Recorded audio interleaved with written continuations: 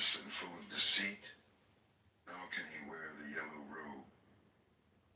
Whoever is master of his own nature, bright, clear, and true, he may indeed wear the yellow robe.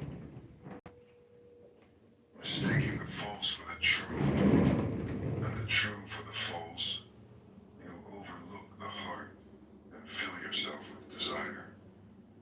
See the false as false, the true as true. Look into your heart, follow your nature. An unreflecting mind is a poor roof. Passion, like the rain, floods the house, but if the roof is strong, it is shelter. Whoever follows impure thoughts suffers in this world and the next. In both worlds he suffers, and how greatly, when he sees the wrong he has done. But whoever follows the law is joyful here and joyful there. In both worlds he rejoices, and how greatly, when he sees the good he has done. For great is the harvest in this world, and greater still in the next. However many holy words you read, however many you speak, what good will they do you if you do not act upon them? Are you a shepherd who counts another man's sheep, never sharing the way? Read as few words as you like, and speak fewer, but act upon the law. Give up the old ways, passion, enmity, folly. Know the truth, and find peace. Share the way. He's a cunt. Wakefulness. Oh, you poor thing. Can you imagine calling yourself a cunt? Oh, Issa, you poor thing. You got to change your vocabulary. You got to update your name. It's like shitting on yourself. Why would you shit on yourself? Well, because I embrace the insults that people give me. You should call yourself beautiful flower. You can't Oh, attract. thank you. You can't attract. Bees to your nectar unless you're a beautiful flower. Why would you call yourself a cunt? You're like repulsing multi-millionaire Bitcoin people. Somebody called me a cunt, so I just embraced it, and now I just have to wait. Well, change your name as soon as possible because you are. I will. It's like you are farting and everyone is smelling it. Oh, she's a farter. But you know what? Like, this triggers more the person that insults me because then, like, I don't get offended. Don't do it. Always choose the positive. Never choose negative words. It's like my mother. I've been spending the whole week with her. She just Oh, used. yeah. How was it? I missed her. Oh, I tried to get her to join us, and she's like, I don't want to talk to any of those fucking people. Fuck them. Yeah, I was off for the weekend, so I thought you brought her up and I missed it. No, I couldn't get her to join us. Well, it's a beautiful photo. What is this weekend? Yeah, that's at Abraham Lincoln's tomb in Springfield, Illinois. Oh, she looks really nice. Yeah, unfortunately, you can't gag people, bind their mouths shut.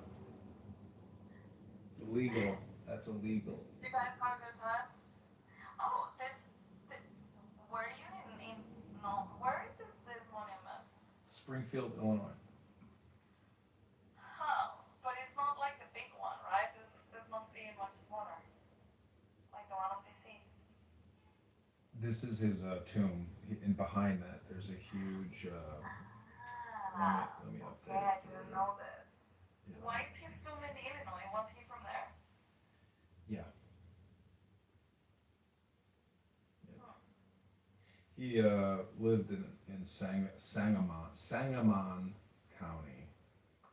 The family was living in a mud hut in Kentucky. Then they took a farm in Illinois, but he fought in what's called the Black Hawk Wars. So he's a warrior patriot who killed a lot of Indians and conquered the land. Oh, how evil! Yeah. Did he do that out of racism? I don't think so because he freed I the blacks, so know, but- how could he be racist? And, African Americans don't even appreciate him, nor do they talk about him, nor do they know anything about his life. They don't give a shit about him. They're sitting here arguing over Medicare, Medicaid, Medicare, and Medicaid. We need that fucking money. So tell me, how was her visit? She's still here. She, thank Oh, God, that's amazing. thank God she went to her friend's house for 24 hours, so I got a break from hearing her talking That's why nonstop. you haven't been online much? Yeah, we've been doing things. She's very talented, you know. She really knows home remodeling inside and out. She's done, I think, 20 houses, something like that. Does she help you with the building that you have? Yeah, she's been helping me with with work. She's very good.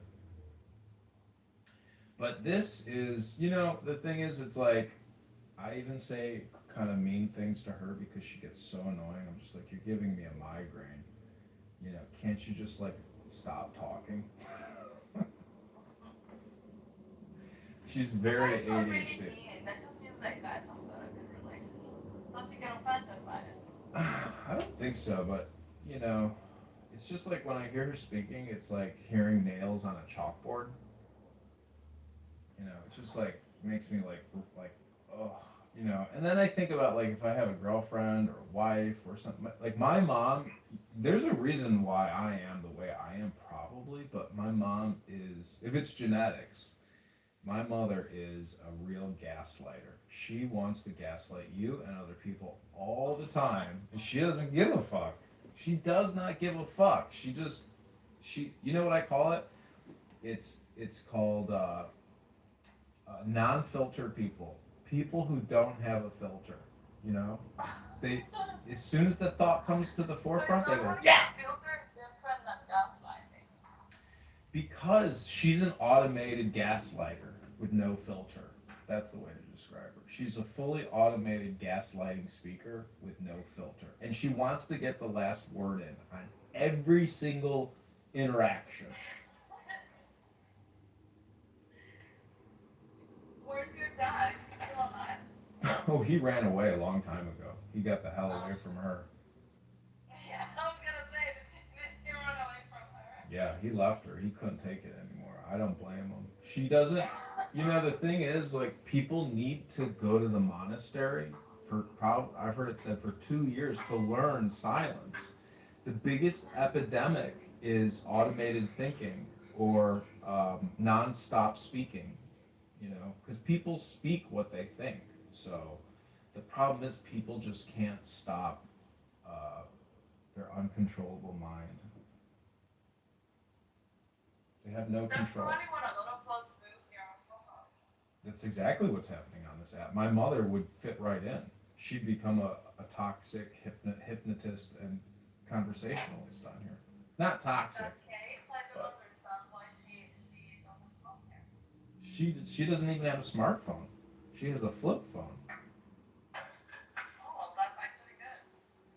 Yeah, she prefers to be in the moment, but the problem with that is she just doesn't have a filter and she doesn't stop talking. If there's a flower or a bird or a guy taking a pee, like she just comments on everything that comes into her visual perspective. Anyway, she's got ADHD. She got really bad ADHD. How old is she? 70. Oh. You would think time would calm people down, but no. My mom is 72. Yeah, they're getting up there. Today's my birthday, by the way. I'm 43 now. Oh my god! Happy birthday to you! Happy birthday to you! Happy birthday, dear! Edmund, happy birthday to you! And many more. Who's your And club? that is the day that your mom decided to go to a friend's house. See, I told you. Isn't she a fully automated gaslighter? Well, she cooked me dinner last night, and she gave me a birthday card with $500 in it. Oh, that's really nice. Yeah, that's nice. What did she cook you? She cooked a steak. It was honestly the worst steak I think I've ever eaten in my life. You're gonna miss her so much today that she's not here. I I know that's the saddest part is like I lived with my grandmother growing up, and I was, I could have been nicer to her. Like she would say, she'd yell at me because I didn't do the dishes or something, and it was like I could have been nicer. You know, kindness, patience, compassion. Even my mother was like, she's like, you got no patience. I'm just like, you're right. Like I have no patience, but I just, I don't know if I've become a sound sensitive person, but I like people who sound nice, that sound like flowers or sound pleasant. If you sound unpleasant, um, and you're aggressive, you know, almost to the point of like antagonistic, the communication is constantly antagonistic. It's just it grinds you down, and you're like, I need to be away from you, and I need my silence, I need my space, I need my peace. You don't bring me peace, you don't bring me silence. All you do is bring you're like a barking dog. It's annoying. And you think she's like that? Yes. She demands constant attention. She's lonely, and so what she wants is a fully compliant robot to listen to her, to give her affection, and she's using me, her son, as the void in her life. You know, she's not. She's helpful to a certain extent, but then she becomes unhelpful. So, but this is life, and the truth is, silence is the only answer. I have no real. I have no way to fix her or really make her a better, mother. So it's just like say nothing, um, and that's the best form of peace because I can antagonize her, and then she antagonizes me. It's like if it's like a circuit, you have to break the circuit essentially by going silent and just being Yeah, but meditative. and that is the thing. Like, you're also assuming that she is the one with the problem, Right. and that maybe, oh yeah, well, I will never be able to fix her. But actually, you have also part of that contribution to the frustration, right? Because it's your lack of capacity of dealing with her annoying, annoying ways, and that is on you. Exactly. So if that makes you anxious, it means that you got something going on inside that doesn't allow you to deal with that. Otherwise, it wouldn't bother you. Agreed. And so the only way that I can possibly fix myself is by reading books and meditating. And I did that yesterday, and I felt much better. It's amazing. If you can put yourself in a better mood, you can put other people in a better mood. So it is like a first person player perspective where if I want to change my environment, I have to change myself within first. Yeah, exactly. Is she also as reflective as you? I don't know if I'm reflective or she's reflective, but she keeps talking about the past nonstop. About how my father did this and your father fucking didn't do that and your father was a piece of shit and this and that, and it's like, damn, damn. It's 2025. All this shit happened 40 years ago. Yeah, I was gonna ask like how long ago was that? Yeah, 40 years ago. People still hanging on. See, memories never go away, especially if they were hurtful, you know, or abusive or. Anyways, I just want to live my life in what we call love. Does she live with your sister or she lives alone? No, she lives by herself. But does your sister live close to her? No, no, she lives in the southwest of the United States. My sister lives in the northwest. I live in the Midwest. My dad lives in the southeast. I'm telling you, Wait, so if you're, people, you're just two kids, right? You and your sister. yeah, yeah. I don't want to give my mom too much, self-centering. I don't want to self-center her because she's not here in the room right now. But you know, it is. I mean, a lot of people have conflict with their mothers, their fathers, their siblings, or their mother-in-law or their father-in-law. And it's all I'm telling you, this app is exactly what's happening in the real world, which is gaslighting and people's inability to STF you. shut the F word up. People just can't do it. Yeah. I guess that's true. And just go into any room. We're all guilty of that. Everybody on this app is wasting their time. If you go to politically correct right now and you listen to all these Democrats screaming at each other, and they've been doing it for years now, definition of total waste of time. And it's not good therapy. There's no intelligence there. So it's sad, it's stupid, but they can be used. I'm filming them, and they keep messaging me, "Stop recording us, stop recording us." And I'm just like, nah, I want to keep recording you because it's so stupid. I need to remember just how much of a waste of time this app is, because then I go do real things that are real. This app is it's the subjective app. It's the hypnotist conversational app. It's all subjective. There's no real objective. You get nothing from it. You don't even get clean laundry out of it. So that's how, low value the information exchange is on this app. I can go do my laundry and get more out of that than listening to Democrat, liberal, socialists sit here and scream at each other. And they're all wasting their time. They got no clean laundry. Yeah. I agree. So what else are you gonna do for your birthday? Are you just gonna spend it on homeless? No, I'm trying to schedule a date with a beautiful girl, but all the beautiful girls that I know say, "Sorry, I already have other plans."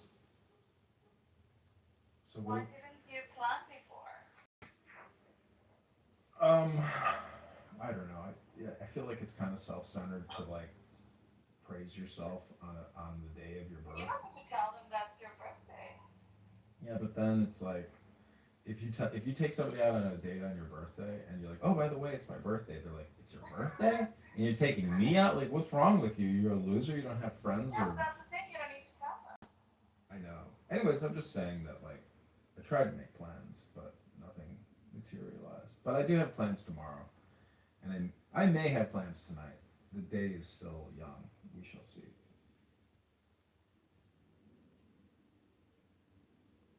Oh, that's nice.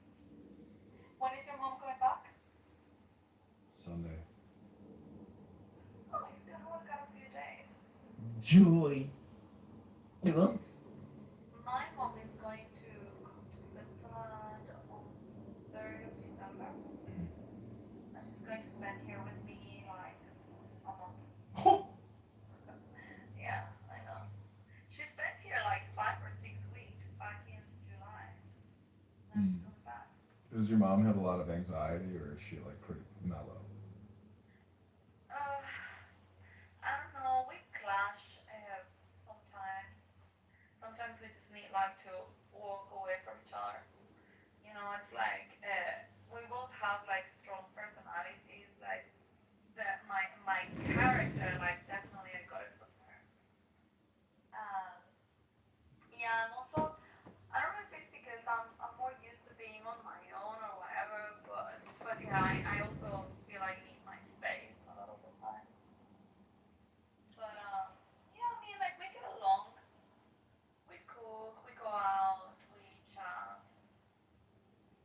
Um, sometimes we clash, but it's like we're very close, so it almost feels like friendship, like it doesn't matter if we clash. It's like, well, we clash, we fight, and then a little bit later we're fine, nothing happened. Um, yeah, I'm just gonna be here because she wants to go to the Christmas markets. Mm-hmm. I don't think she's ever been, so I'm gonna take her to a few while she's here in Switzerland. Mm-hmm. Then we're gonna spend Christmas here with some friends of mine. And New Year, I guess, and then she's gonna go back to well, because she's right now in Spain, just traveling, and then she's gonna go back to Spain with her cousins and her sister. Back to Guatemala, I think in April or so. Mm. El Normo is going to Switzerland. I was like, "Oh, you should message Issa," and he's like, "I already have female companionship." I'm like, "I don't." I'm like, "Damn." I'm like, "Wow, Like, why is that the first thing he says? He's like, I don't need to have another girl to have sex with. I already got a girl to have sex with. I'm like, Oh my wow, god, that's not the only reason he would meet with the Isa, but apparently. wow. What is it? Sex is always on his mind. Apparently, I was just like, damn, wow. Yeah, what about a coffee? Oh. That's funny, actually. Yeah, I might meet a few people in the coming months. I think Daniel, I definitely have to meet sometime soon. The same as Simon. I Hmm. really like them both. Oh, I can't stand listening to Simon. You can't stand Simon? I don't. It's not personal. Like I think he's a nice person, but the way he sounds to me is really annoying. He's just a little bit autistic, but he's a really really nice person. Yeah, yeah, I'm sure he is. But I just heard him Yeah. earlier today, and I had to leave because I was like, I cannot listen to this guy talk. It is so annoying. I also want to meet Aya. Aya is lovely. And she's in France, so it would be a short ride. Who's Aya? Aya is the ex-Muslim girl that hangs out with us in French. You have to know her because she spends a lot of time in our rooms. Hmm. Well, we got Gail, Aiken, and Zen, I don't know any. Well, I know Sven. Actually, breaking up. and Notorious. Notorious has been here for a hot minute. Who is that kid? Kim lives in Turkey. She's been enjoying my Dao De Jing rooms. By Lao Tzu. Oh, nice. I'm Gail. Gail says she's a mental health advocate living in DC.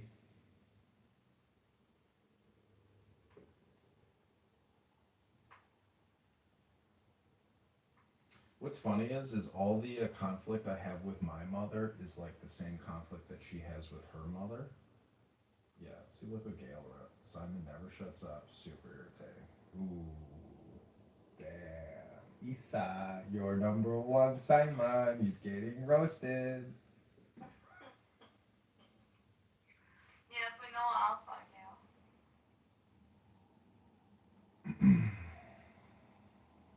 I think you can go on a lot of like tangent rants as well, and you don't shut up, but like you are trying to, exchange your opinions, but there are times in your rooms where I'm just like, can't listen to this anymore. Like I have to choose me.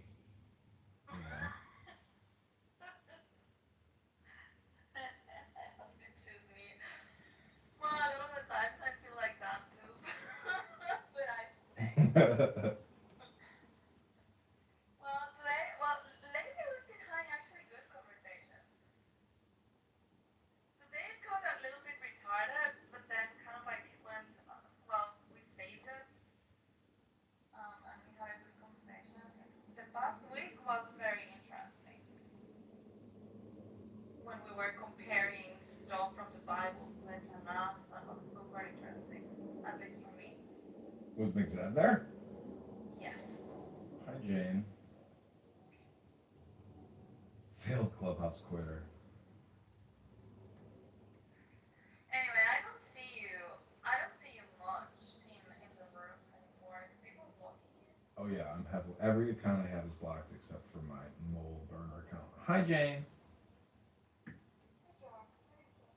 Hello, Jane. Oh, I didn't know that you come to visit. Um, Jane is a campaign contributor. She helped me get on the ballot. That's really cool, Jane. Thank you. Thank you, John. How's it going? It's What are you talking about? we're taught well. My mother's visiting with me, so we've been talking about the stress, the anxiety, the conflict, the rage. And today's John's birthday. Ooh. Happy birthday. Thanks. He's a Scorpio, like me. When's your birthday, Issa? It was on 24th. Oh, okay. Yeah, my dad's the 25th as well. Your dad? Yeah, my dad's October 25. Huh. I think So Scor- was 17, but you're a Lib, yeah, that's about it. Yeah, the Scorpio is in between the Libra and the Sag, right? Yeah, I also have got rising Scorpio. Yeah, that's all a metaphor for the Holy Spirit or for the Kundalini, which is an energy or a spirit that everybody has that supposedly, can reverberate and vibrate through your spinal column. I think it's all just a metaphor for the orgasm, but basically, there's a book. It's called like How to Win Friends and Influence People. By Carnegie, I I think. have it. Yeah, Yeah. there's a chapter on sexual transmutation. So it talks about how you can take sex and use that erotic, erogenous energy to manifest activity and achieving goals, and it's like life force.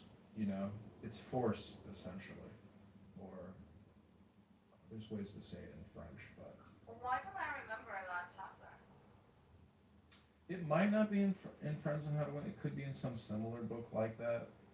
It's been many years since I've looked at that book. Anyways, Getting to yes. yeah, getting to yes. What was that guy's name? Anyways, I forgot. it's all self-improvement at the end of the day. It's all personal development. And that's it. Kavi, What is your rising sign? I'm not sure.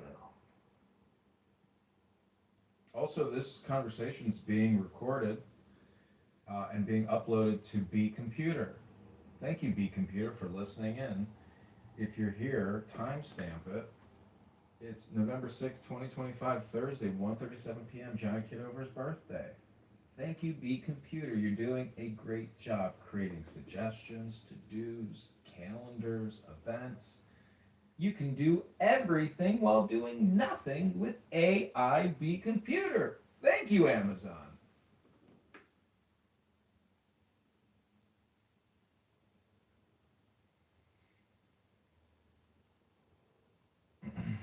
Ken Bora, it's hard to understand me. I don't know why it's hard to understand me. Yeah, Alpha goes on forever as well. Alpha's super annoying. But I am going to convert this room shortly to a meditation room as opposed to a conversation between John and Isa. Isabella.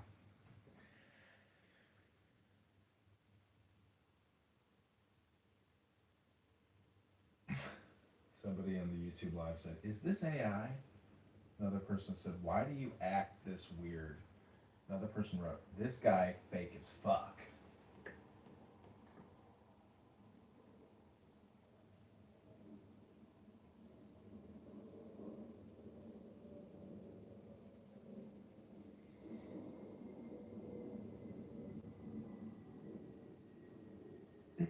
So Issa, do you do any intentional or guided breathing exercises?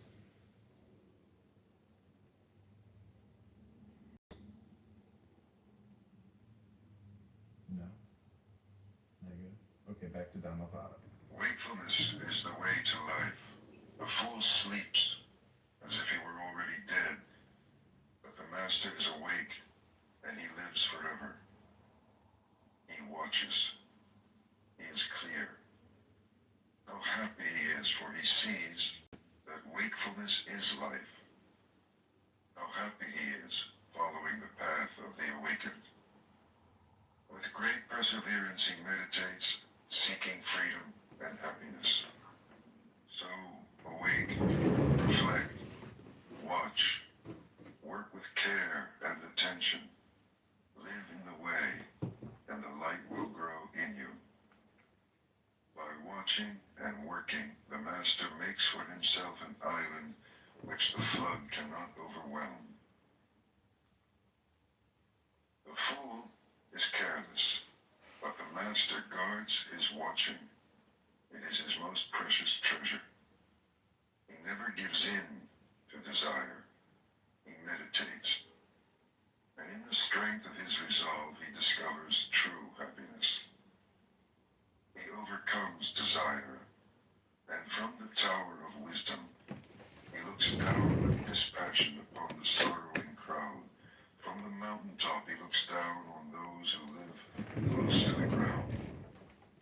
Mindful among the mindless, awake while others dream, swift as the racehorse, he outstrips the field.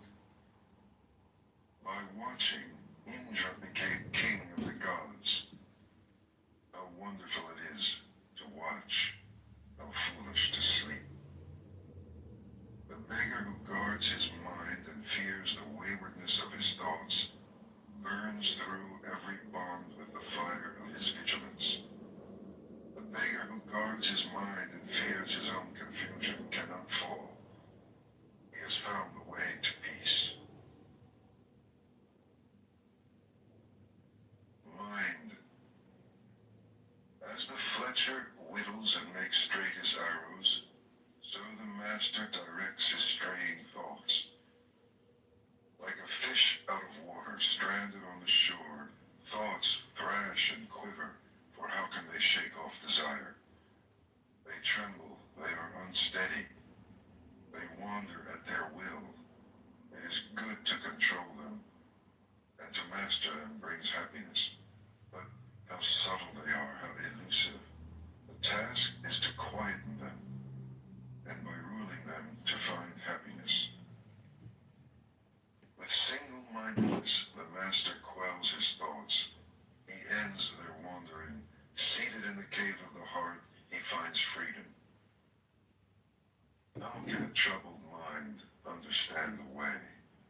If a man is disturbed, he will never be filled with knowledge. An untroubled mind, no longer seeking to consider what is right and what is wrong, a mind beyond judgments, watches and understands. Know that the body is a fragile jar, and make a castle of your mind. In every trial, let understanding fight for you to defend what you have won. For soon the body is discarded. Then what does it feel? A useless log of wood, it lies on the ground. Then what does it know? Your worst enemy cannot harm you as much as your own thoughts unguarded. But once mastered, no one can help you as much, not even your father or your mother. Heard some myths about Medicare out on the course lately?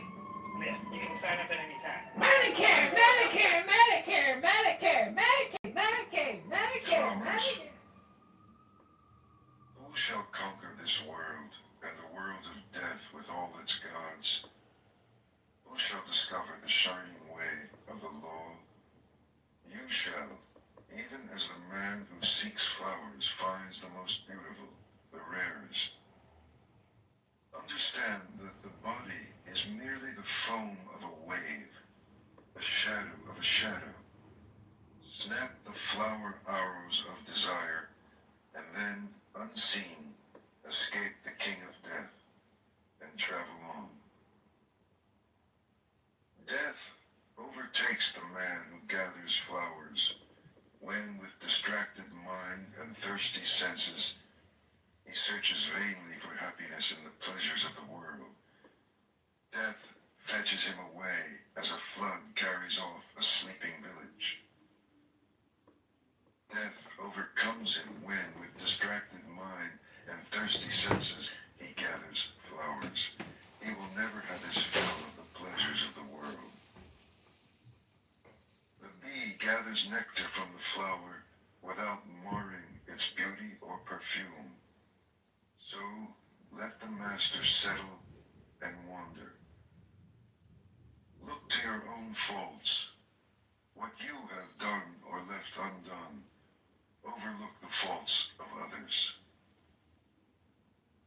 Like a lovely flower, bright but scentless, are the fine but empty words of the man who he says. Like a lovely flower, bright and fragrant, are the fine and truthful words of the man who means what he says.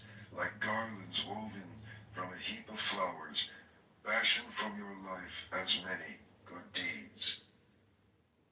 The perfume of sandalwood, rosebay, or jasmine cannot travel against the wind, but the fragrance of virtue travels even against the wind as far as the ends of the world.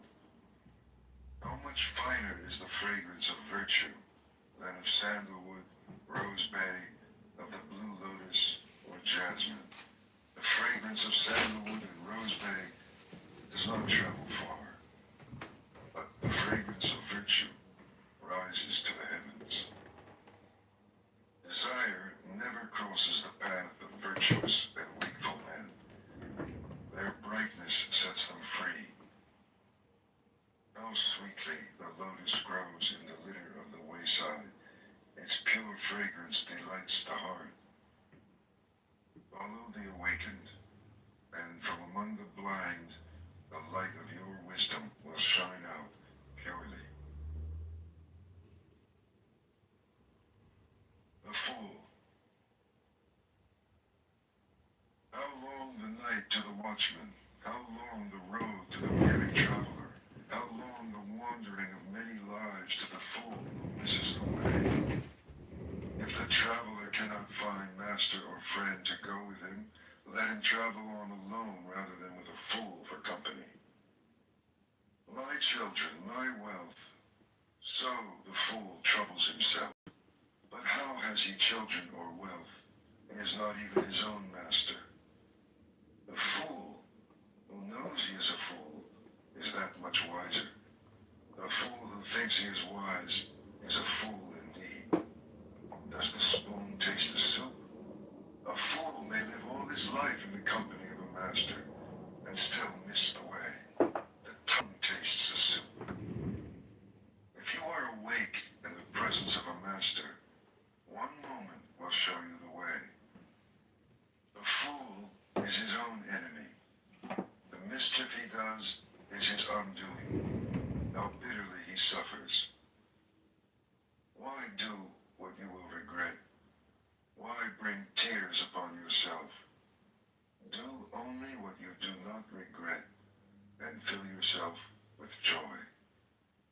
For a while, the fool's mischief tastes sweet, sweet as honey. But in the end it turns bitter, and how bitterly he suffers.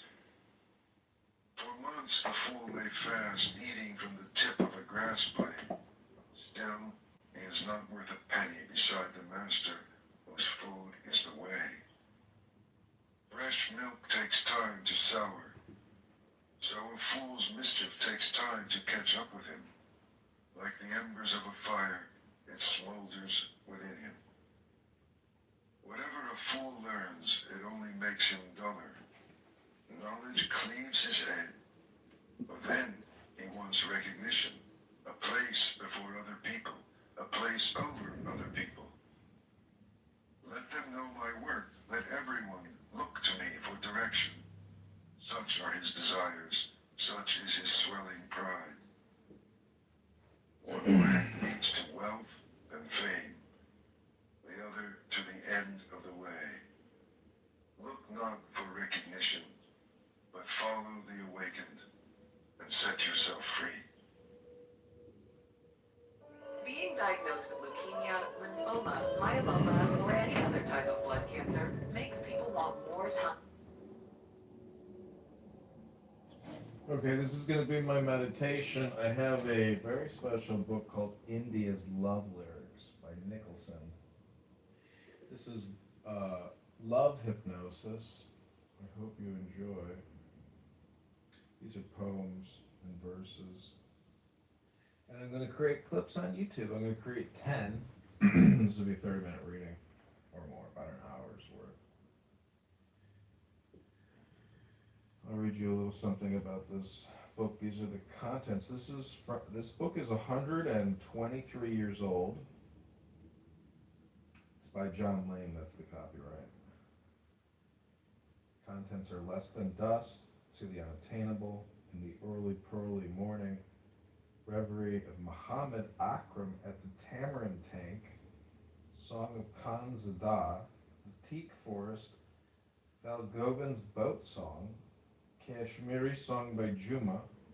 Zira in Captivity, Marriage Thoughts by Morsel and Khan to the Unattainable. Let's see what else is there. There's a lot. Youth, Farewell, A Fruity Love. These are all poems. No Rival Like the Past. Verse by Taj Muhammad, The Singer, Malaria, Fancy Feroza, Starlight. India's Love Lyrics.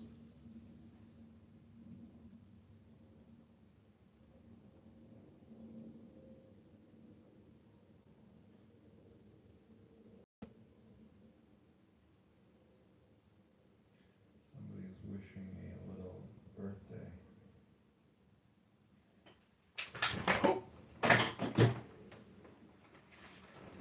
Sick.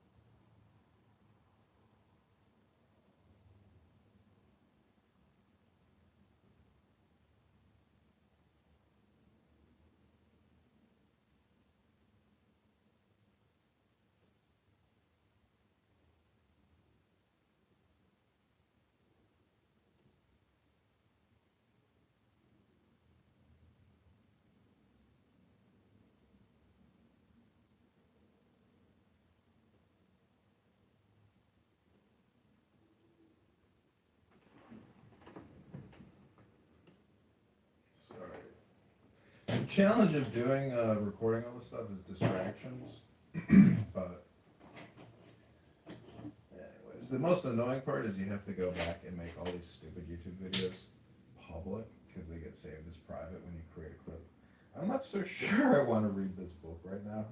It's not bad, but I think I'm gonna pass and get something else. So, going back to Dhammapada. The wise man. The wise man tells you where you have fallen and where you yet may fall. Invaluable secrets. Follow him. Follow the way. Let him chasten and teach you and keep you from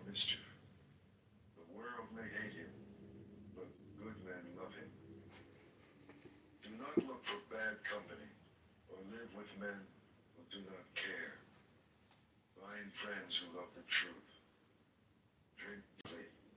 Live in serenity and joy. The wise man delights in the truth and follows the law of the awakened. The farmer channels water to his land, the fletcher whittles his arrows, and the carpenter turns his wood. So the wise man directs his mind. The wind cannot shake a mountain. Okay, this is what we're going to read. These are Buddhist writings with an introductory note. These are sacred writings, Harvard Press. This is the introductory note. This will be the first recording. Siddhartha Gautama, known as Buddha, the Awakened, was the son of the ruler of Kakya land, a region lying in the northeast of Uda in northern India. The date of his birth is placed around 557 BC. He was born a warrior prince, but at the age of 29, after having married and had a son, he determined to renounce the world. Abandoning his family and his possessions, he gave himself up to asceticism and concentration of thought, under the direction of masters of this discipline. After 7 years, he concluded that this method brought him no nearer to the wisdom he sought as a means of escaping rebirth into a life which he had found not worth living. And for a time he tried starvation and self-torture. This also availed him nothing, when suddenly, sitting under the sacred fig tree at Bodhi Gaya, he became illumined and saw the great truths. Henceforth he was known as Buddha. Gautama's first aim had been merely his own salvation, but moved by pity for mankind, he resolved to bestow on others the four great truths and the eightfold path. Beginning his ministry at Benares, he converted first 5 monks who had previously been his fellows in asceticism, then many of the noble youth of the city, then 1,000 Brahmin priests.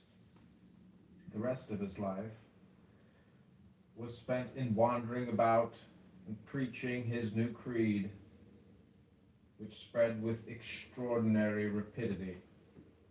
He died not far from his native region about the year 477 BC. The foregoing outline selects what seem the most reliable main elements in a biography which has naturally become saturated with legend of latter growth, the teachings of Buddha, so similar in its pessimistic view of life to that of the book of Ecclesiastes, is amply represented in the following writings.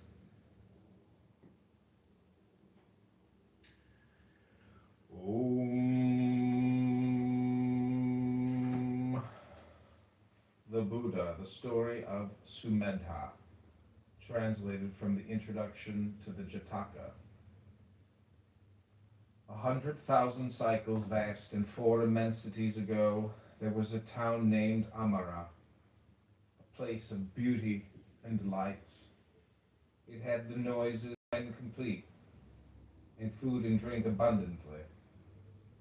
The noise of elephant and horse, of conch shell, drum, and chariot, and invitations to partake. Eat ye and drink resounded loud. A town complete in all its parts, where every industry was found, and eat the 7 precious gems. And foreigners from many lands, a prosperous city of the gods, full of good works and holy men. Within this town of Amara, Sumedha lived a Brahmin caste, who many tens of millions had, and grain and treasure in full store.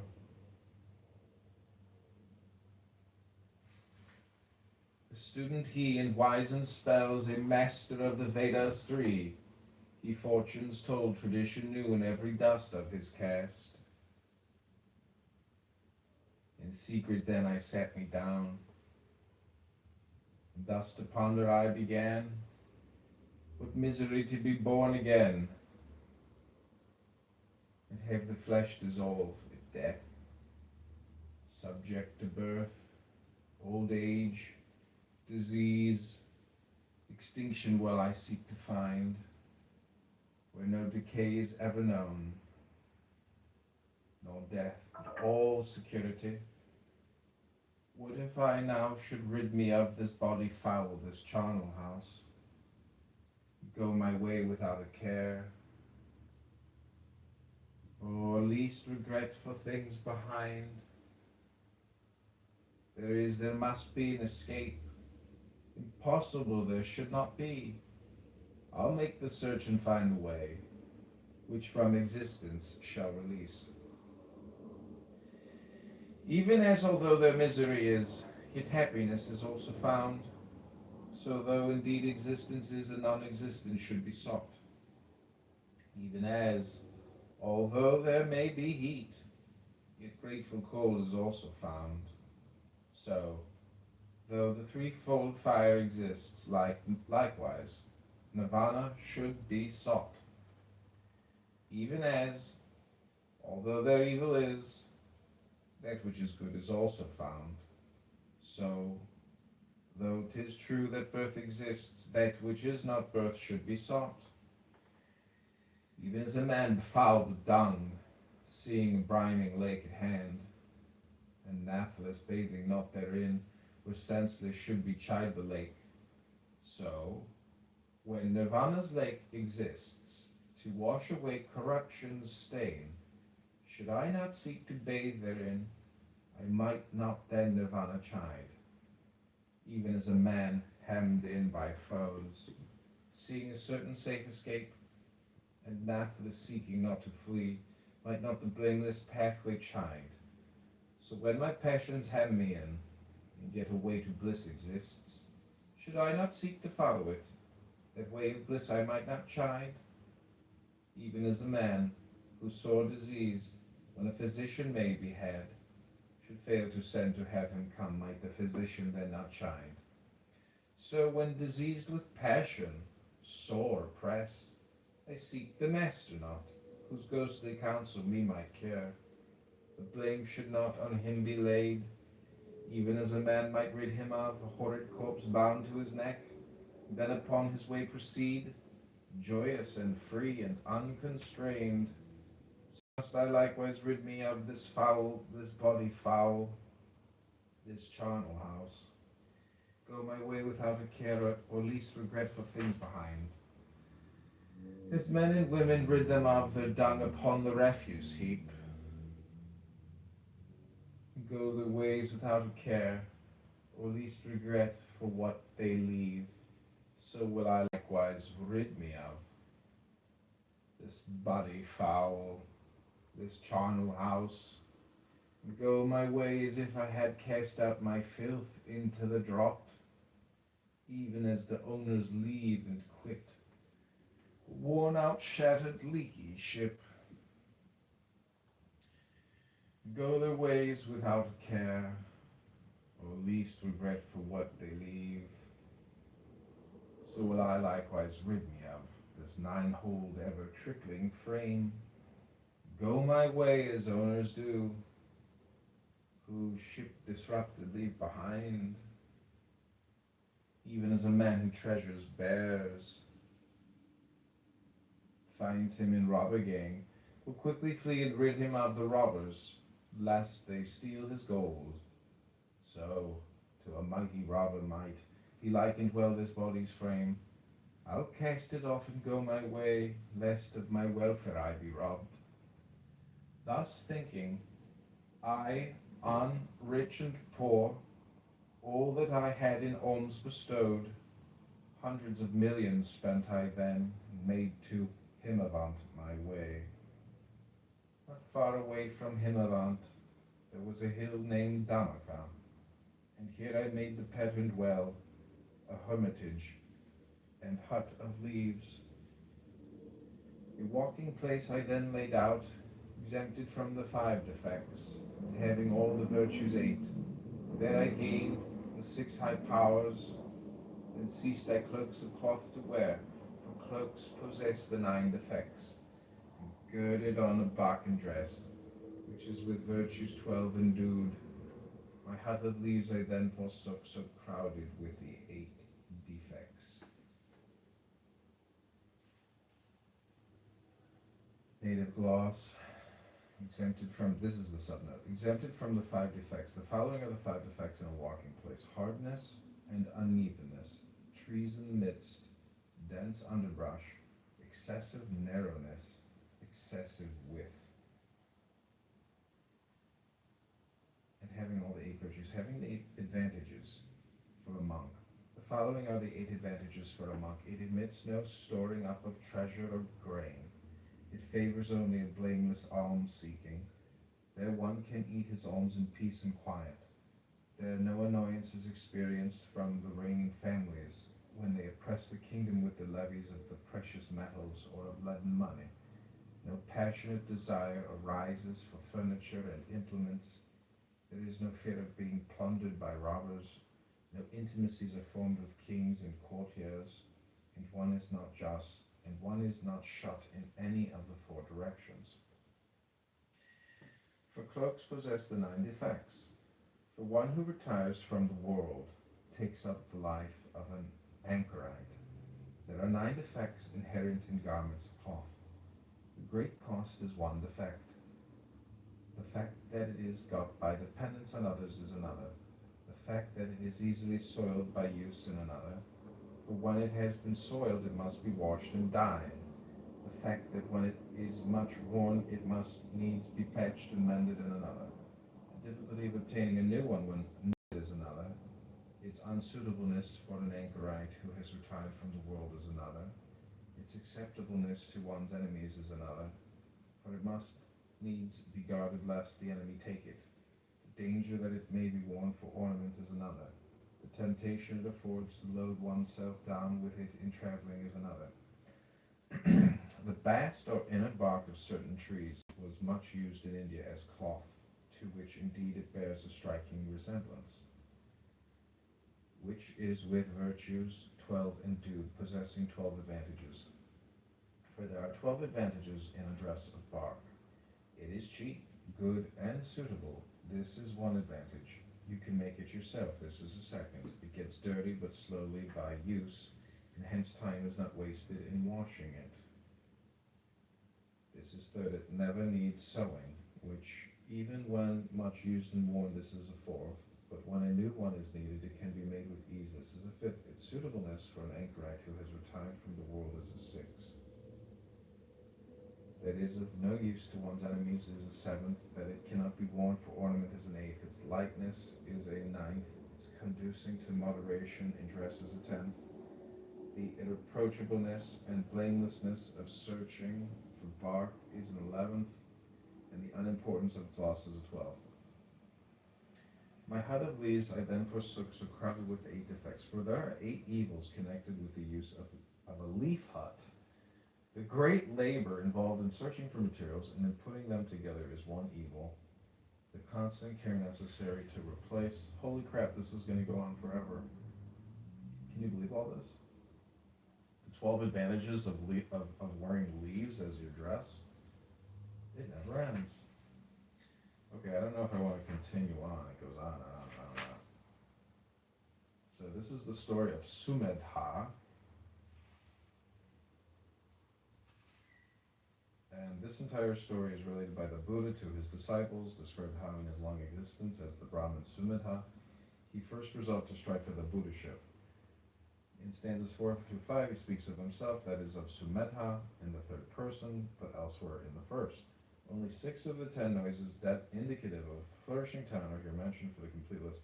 It's kind of interesting. Many people might call themselves Buddhists, but I bet you they've never even read this. And also, this predates Jesus, so it makes me think that this information was probably circulated, and thus, you know, we get more of it in a different version from Jesus.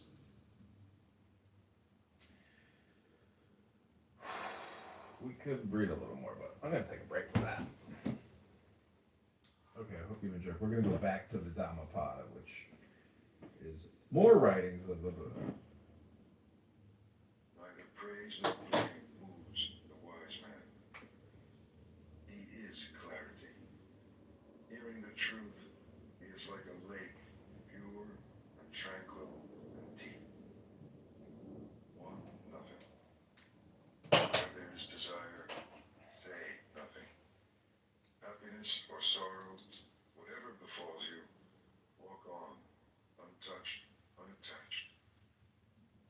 ask for family or power or wealth, either for yourself or for another.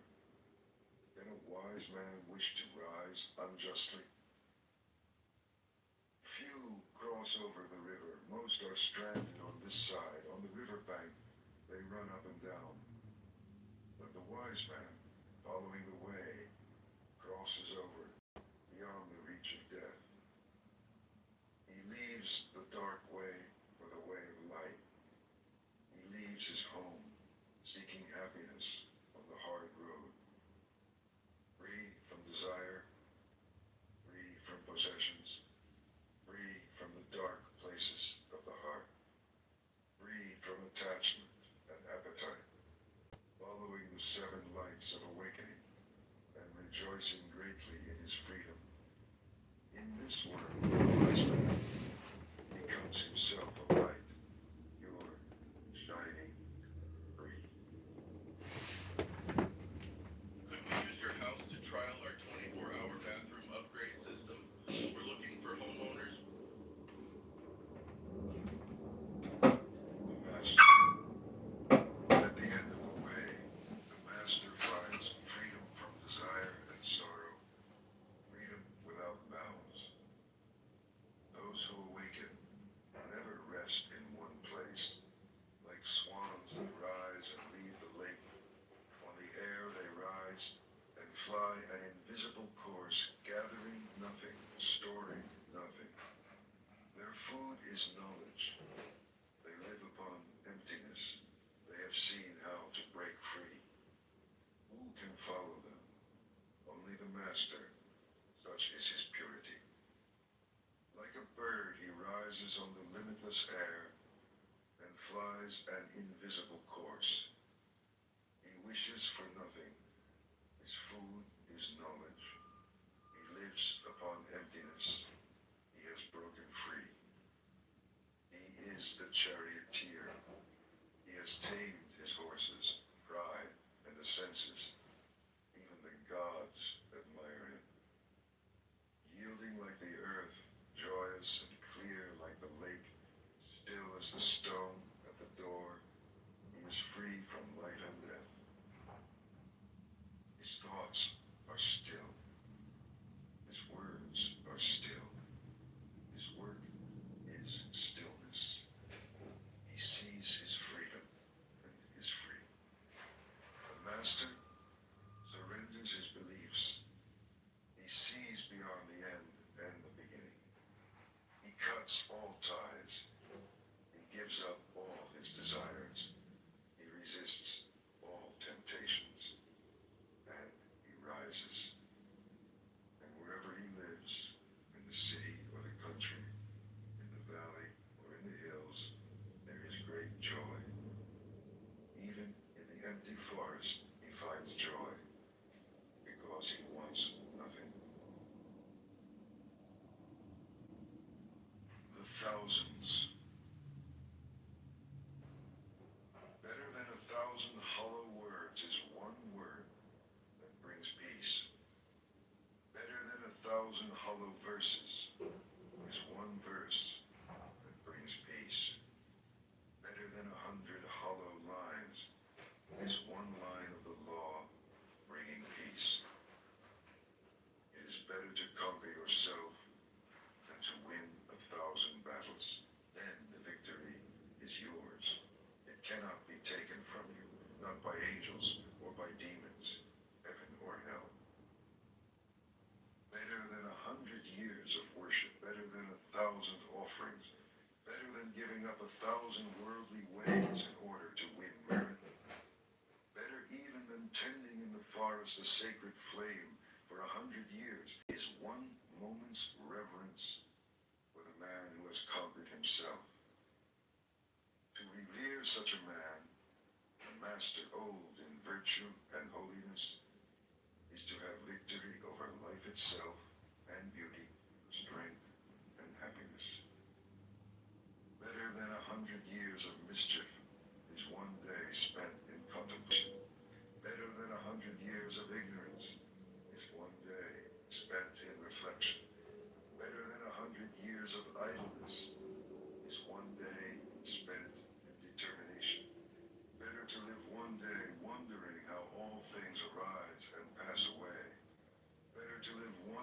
for seeing the one life beyond the way.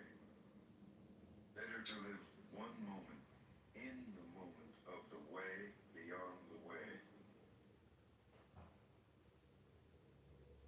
Mischief.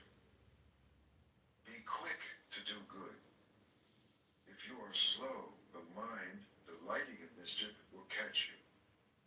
Turn away from mischief again and again. Turn away before sorrow befalls you. Set your heart on doing good. Do it over and over again, and you will be filled with joy. A fool is happy until his mischief turns against him, and a good man may suffer until his goodness flowers. Do not make light of your failings, saying, "What are they to me?" A jug fills drop by drop, so the fool becomes brimful of folly. Do not belittle your virtues, saying they are nothing. A jug fills drop by drop, so the wise man becomes brimful of virtue. As the rich merchant with few servants shuns a dangerous road, and the man who loves life shuns poison, beware the dangers of folly and mischief. For an unwounded hand may handle poison. The innocent come to no harm. But as dust thrown against the wind, mischief is blown back in the face of the fool who wronged the pure and harmless. Some are reborn in hell, some in this world, the good in heaven, but the pure are not reborn. Nowhere. Not in the sky, nor in the midst of the sea, nor deep in the mountains can you hide from your own mischief. Not in the sky, nor in the midst of the ocean, nor deep in the mountains. Nowhere can you hide from your own death. Kevin Anderson's writers and editors made a masterpiece out of my story and created a strong book proposal to go with it. Thanks to their expertise and Kevin Anderson's connections in the publishing industry, my proposal was put in front of an incredible team of literary agents who were able to get me a book deal with A Street, a HarperCollins imprint. I'm a relatively unknown author with no built-in audience to sell thousands of books to. But within a few months, I was a best-selling author, and my book, Blue Collar Cash, would not have had the reach, the readership, or the national media exposure it has without all the people Kevin Anderson has assembled at KAA. It's because of their team that I can say I have a best-selling book that's worth your time to read. And I know they'll do the same for you.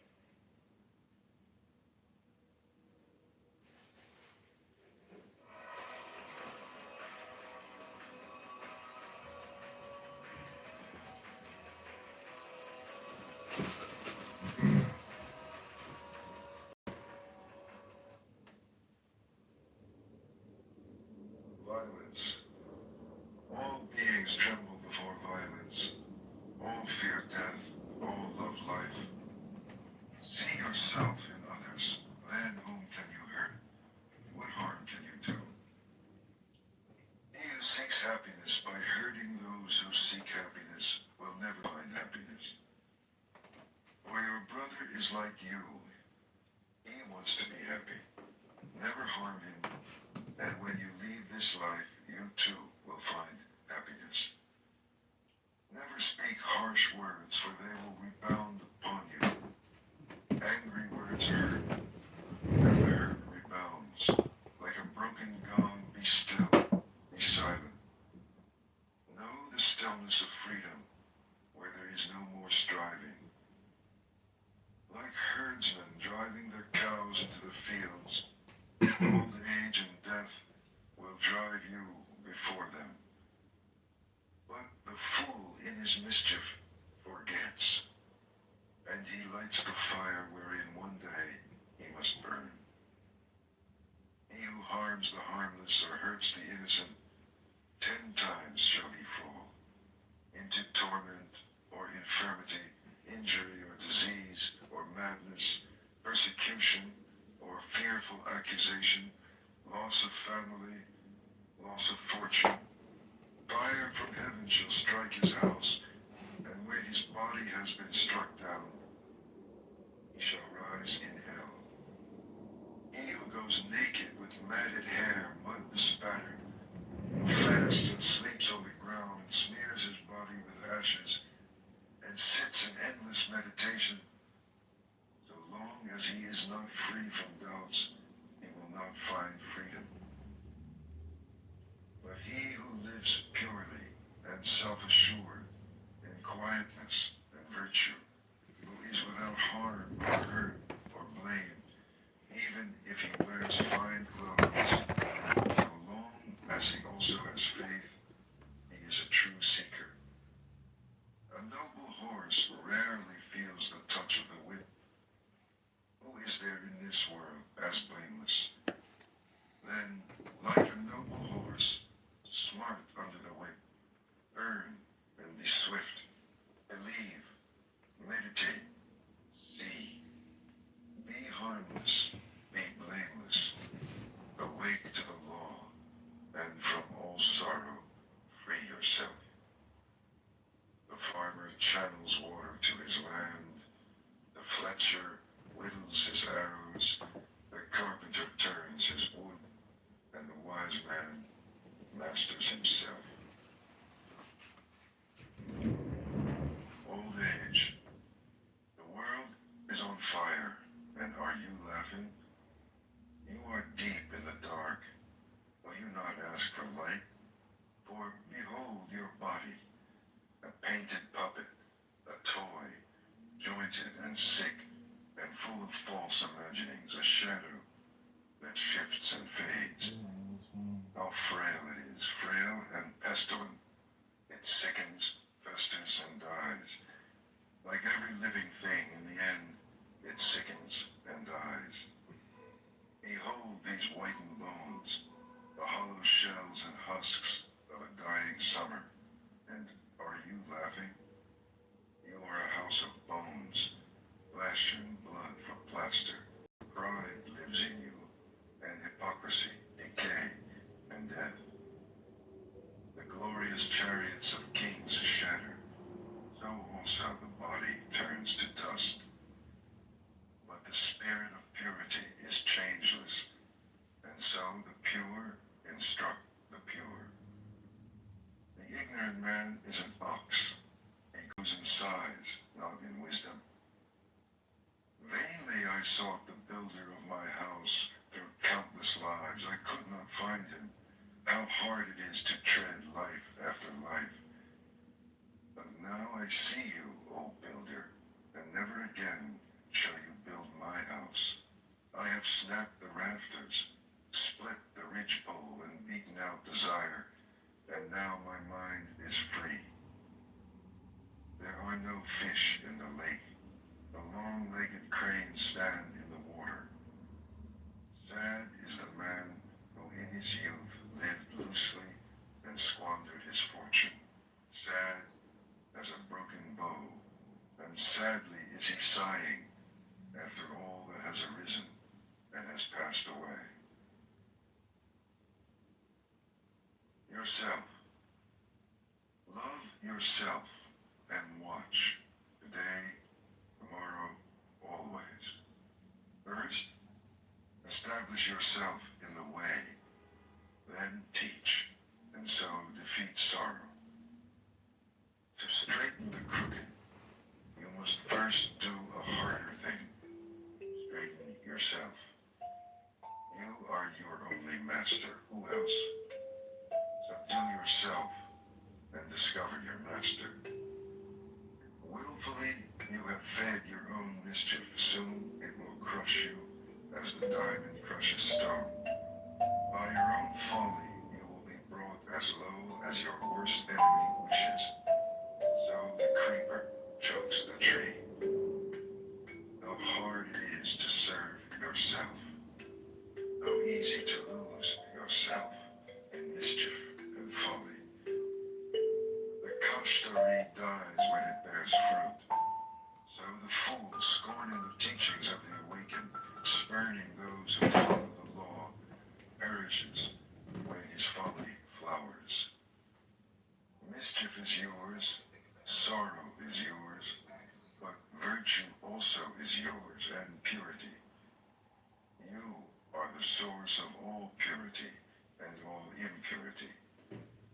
No one purifies another. Never neglect your work for another's, however great his need. Your work is to discover your work, and then, with all your heart, to give yourself to it.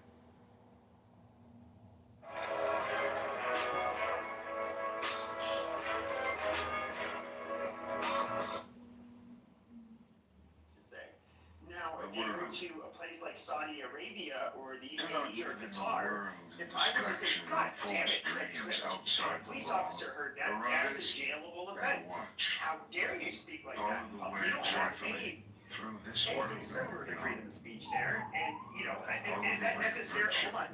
But is that Follow the necessarily way bad where you joyfully basically, through these this are world where you have monarchs and beyond. there is no democracy? I Consider can't say the it's world bad that you don't allow a bubble, a mirage. cursing in See public. the I world mean, as it is, and death shall overlook you. Come, consider the world a painted chariot for kings, a trap for fools. But he who sees goes free. As the moon slips from behind the cloud and shines, so the master comes out from behind his ignorance and shines. This world is in darkness. How few eyes to see. How few the birds who escape the net and fly to heaven.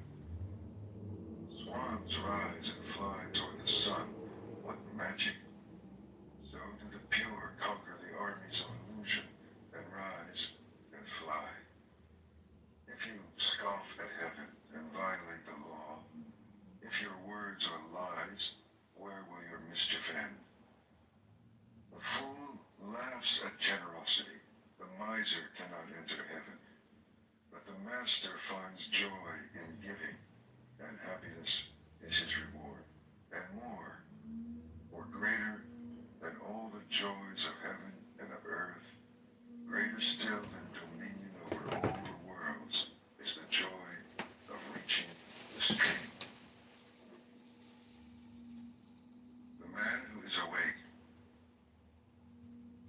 he is awake. The victory is his. He has conquered the world. How can he lose the way who is beyond the way?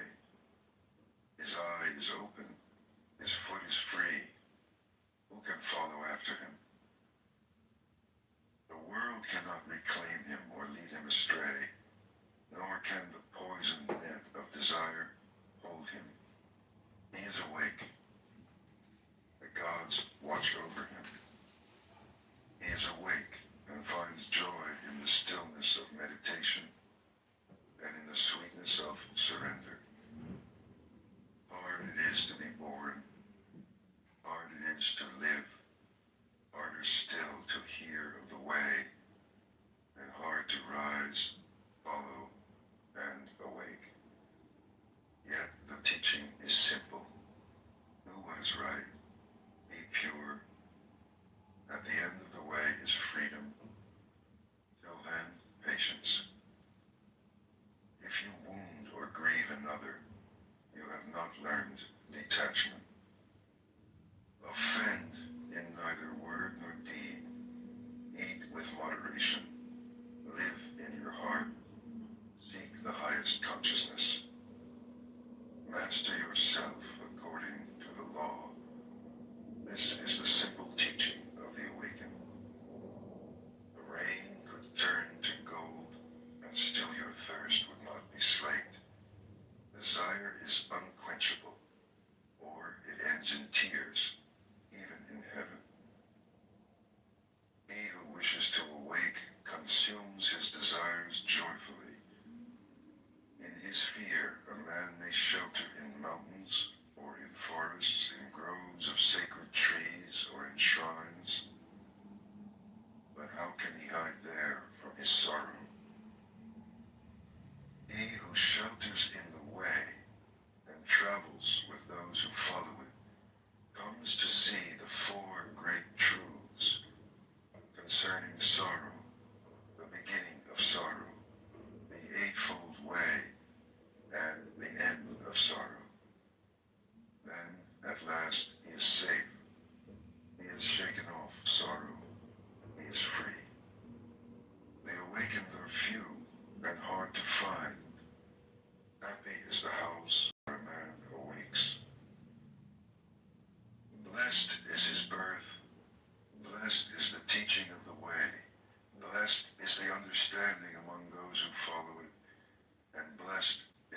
determination. And blessed are they who revere the man who awakes and follows the way. They are free from fear. They are free. They have crossed over the river of sorrow. Co-payment, co-insurance, are you confused? Let me break it down. Co-payment is a fixed flat amount. Co-insurance is a percentage. You may have a $20 co-pay for a doctor visit, or you may have a 20% co-insurance for a procedure. Take a look at your plan to There's no peace in this world when you're trying to listen to Down the Potter and you get hit with another Medicare. Medicaid, Joy. Live in joy, in love, even among those who hate.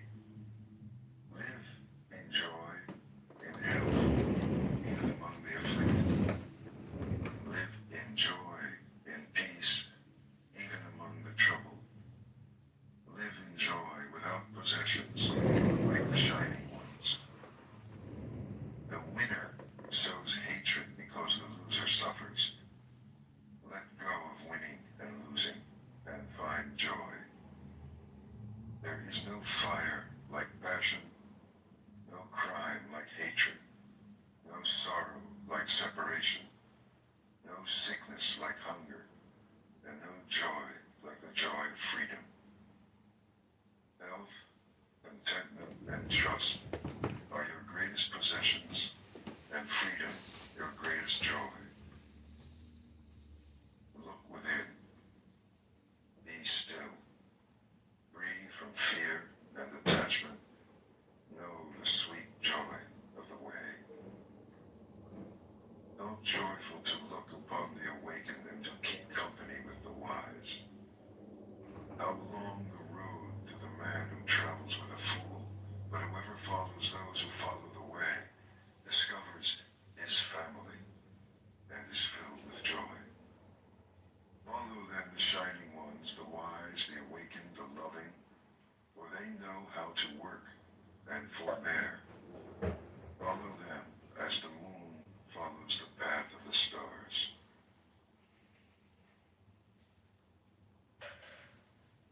Pleasure. Do not let pleasure distract you from meditation, from the way. Free yourself from pleasure and pain, for in craving pleasure or in nursing pain, there is only sorrow. Like nothing lest you lose it, lest it bring you grief and fear.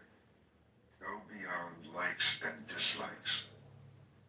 From passion and desire, sensuousness and lust, arise grief and fear. Free yourself from attachment. He is pure and sees. He speaks the truth and lives it. He does his own work. So he is admired and loved. With a determined mind and undesiring heart, he longs for freedom. He is called Udam Soto, he who goes upstream. When a traveler at last comes home from a far journey, with what gladness his family and his friends receive him.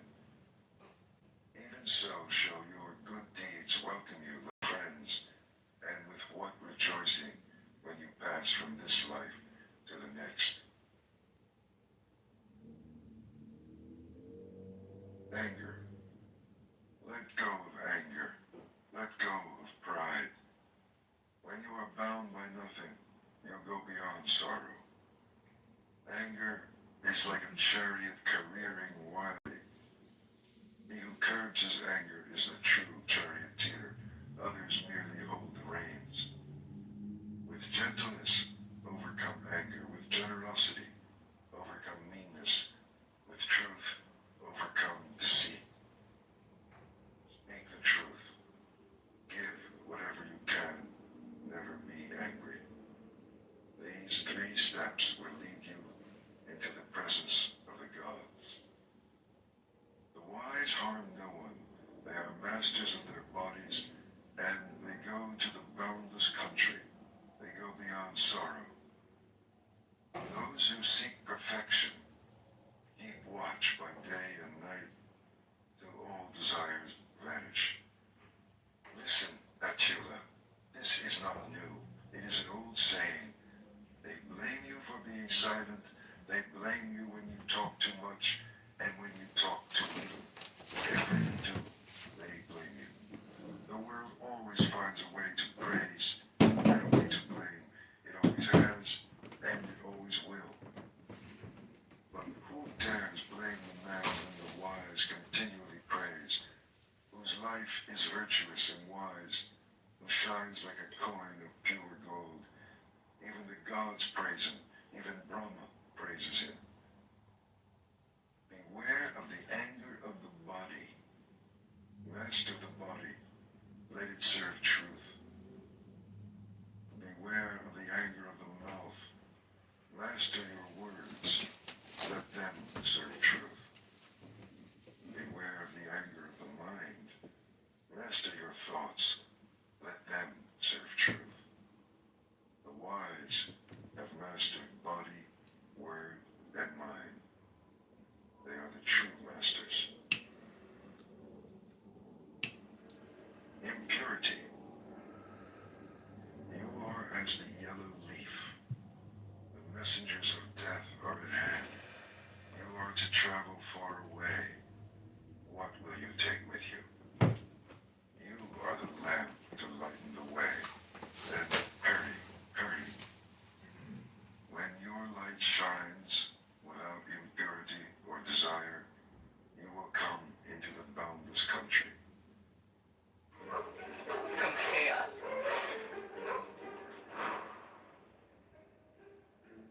to comfort. We're here for it all. Kind Thread.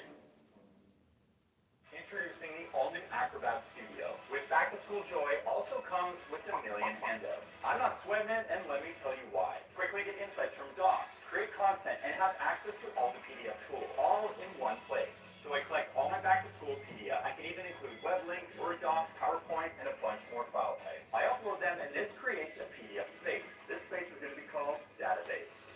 Database. Share this PDF space with my wife, and now we have a personalized hub, a central. Okay, I'm going to read from the Dhammapada, which is what you've been listening to, just for a few minutes, and then I'm going to go back to sitting in the sun. Om. Mind is the forerunner of all actions. All deeds are led by mind, created by mind. If one speaks or acts with a corrupt mind, suffering follows. As the wheel follows the hoof of an ox pulling a cart. Mind is the forerunner of all action. All deeds are led by mind, created by mind. If one speaks or acts with a serene mind, happiness follows. As surely as one's shadow. He abused me, mistreated me, defeated me, robbed me. Harboring such thoughts keeps hatred alive. He abused me, mistreated me, defeated me, robbed me. Releasing such thoughts banishes hatred for all time. Animosity does not eradicate animosity.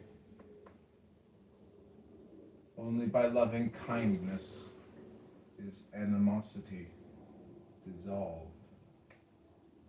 This law is ancient and eternal. Om.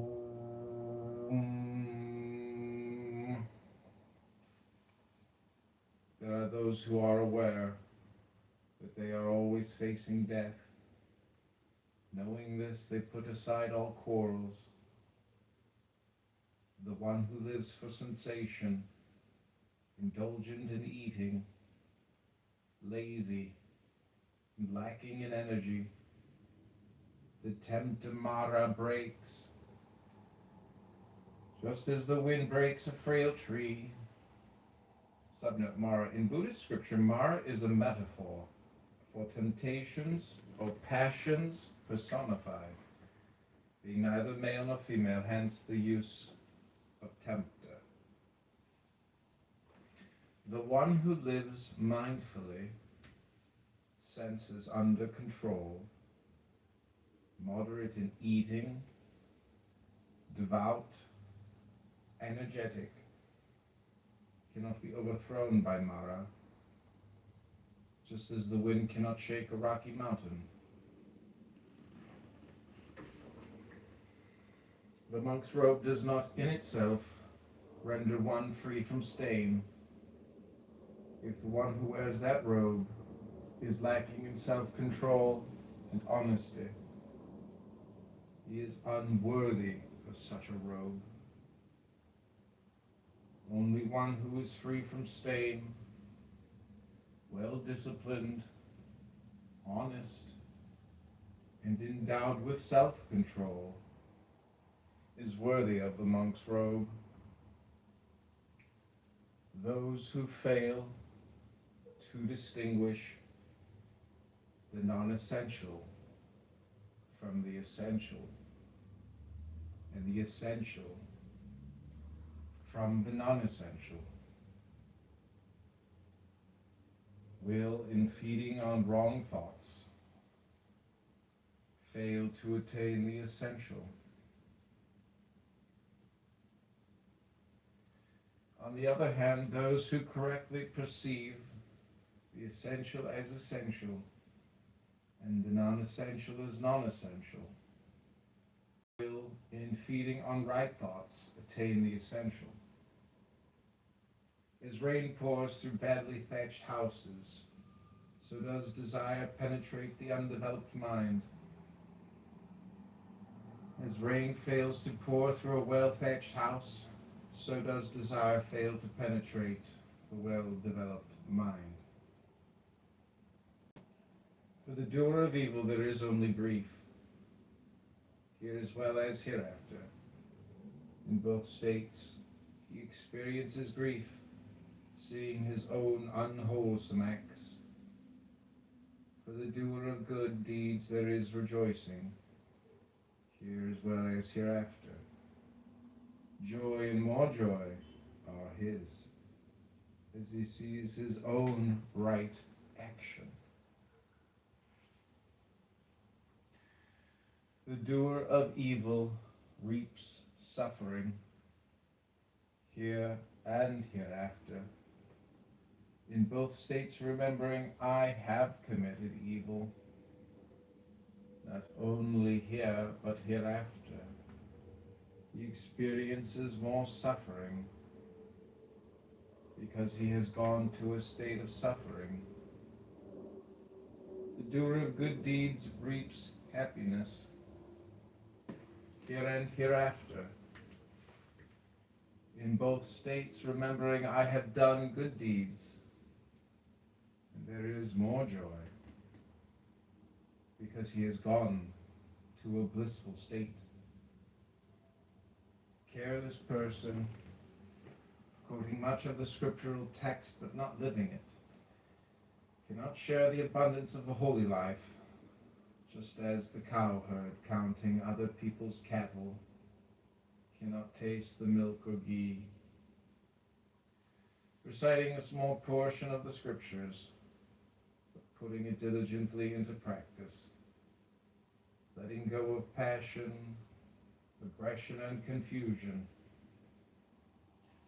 revering the truth with a clear mind, and not clinging to anything, here or hereafter, brings the harvest of the holy life.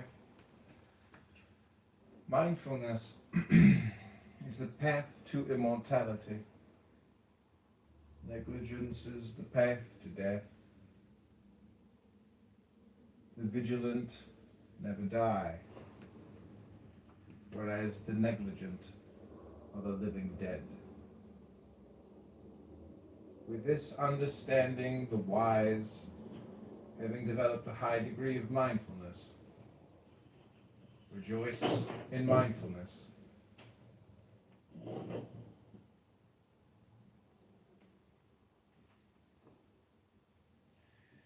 Delighting in the domain of the noble ones. These awakened ones dedicated to meditation, striving actively and vigorously, attain nirvana, the ultimate security.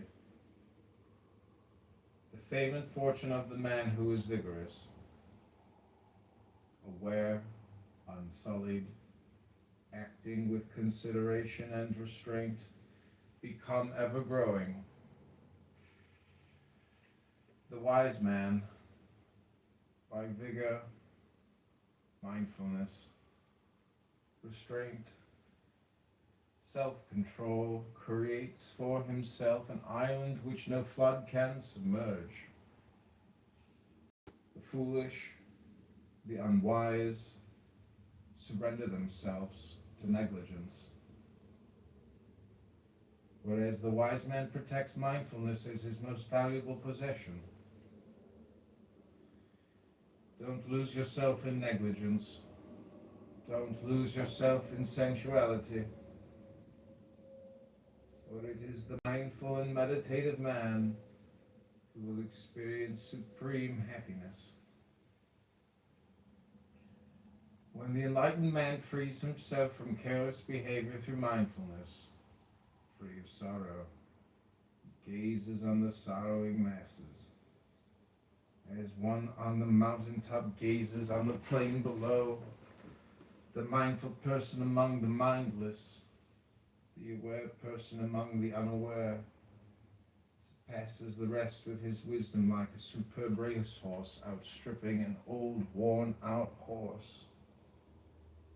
By mindfulness did the Magavat, Lord of Two Realms, reach the position of authority among the gods. So vigilance is ever praised, and negligence ever disdained.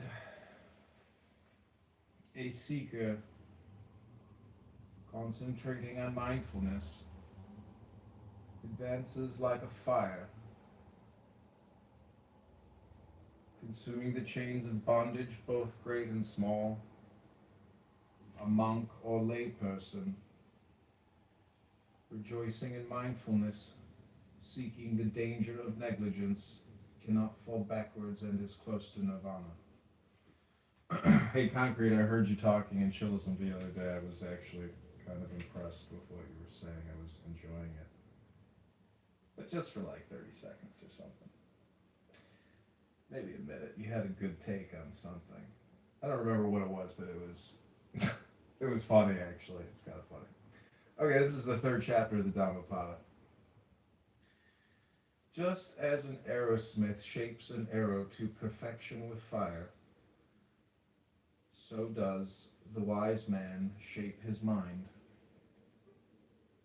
which is fickle, unsteady, vulnerable, and erratic.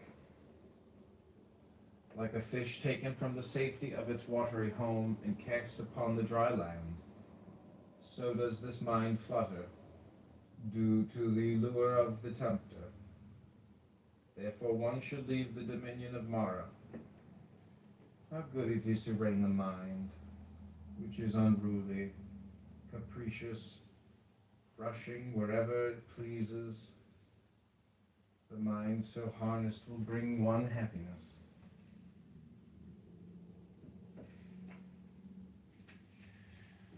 A wise man should pay attention to his mind, which is very difficult to perceive. It is extremely subtle and wanders wherever it pleases. The mind well guarded and controlled will bring him happiness. One who keeps a rein on the wandering mind, which strays far and wide, alone, bodiless, will be freed from the tyranny of the tempter. A man of fickle mind will never attain wisdom to its fullest, since he is ignorant of the Dhamma and has wavering faith. The heart of the fully conscious man is fearless. He has freed his mind of lust and anger. He has transcended both good and evil. Observe this body as fragile as an earthen vase. Build a mind as solid as a fortified city. Then confront Mara with the weapon of insight. And proceeding without attachment, guard what you have already conquered. Certainly before long this body will lie on the ground,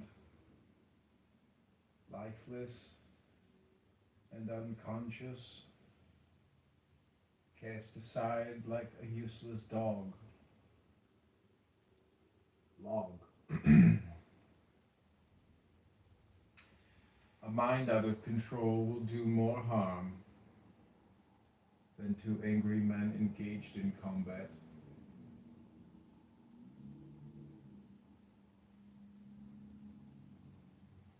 A well-directed mind creates more well-being than the wholesome actions of parents toward their children. Oh, flowers. Who can truly see this earth, this body, this world of human beings, as well as the realm of gods? Who is able to distill the wisdom of the Dhamma, as skillfully as a designer of garlands selects choice flowers?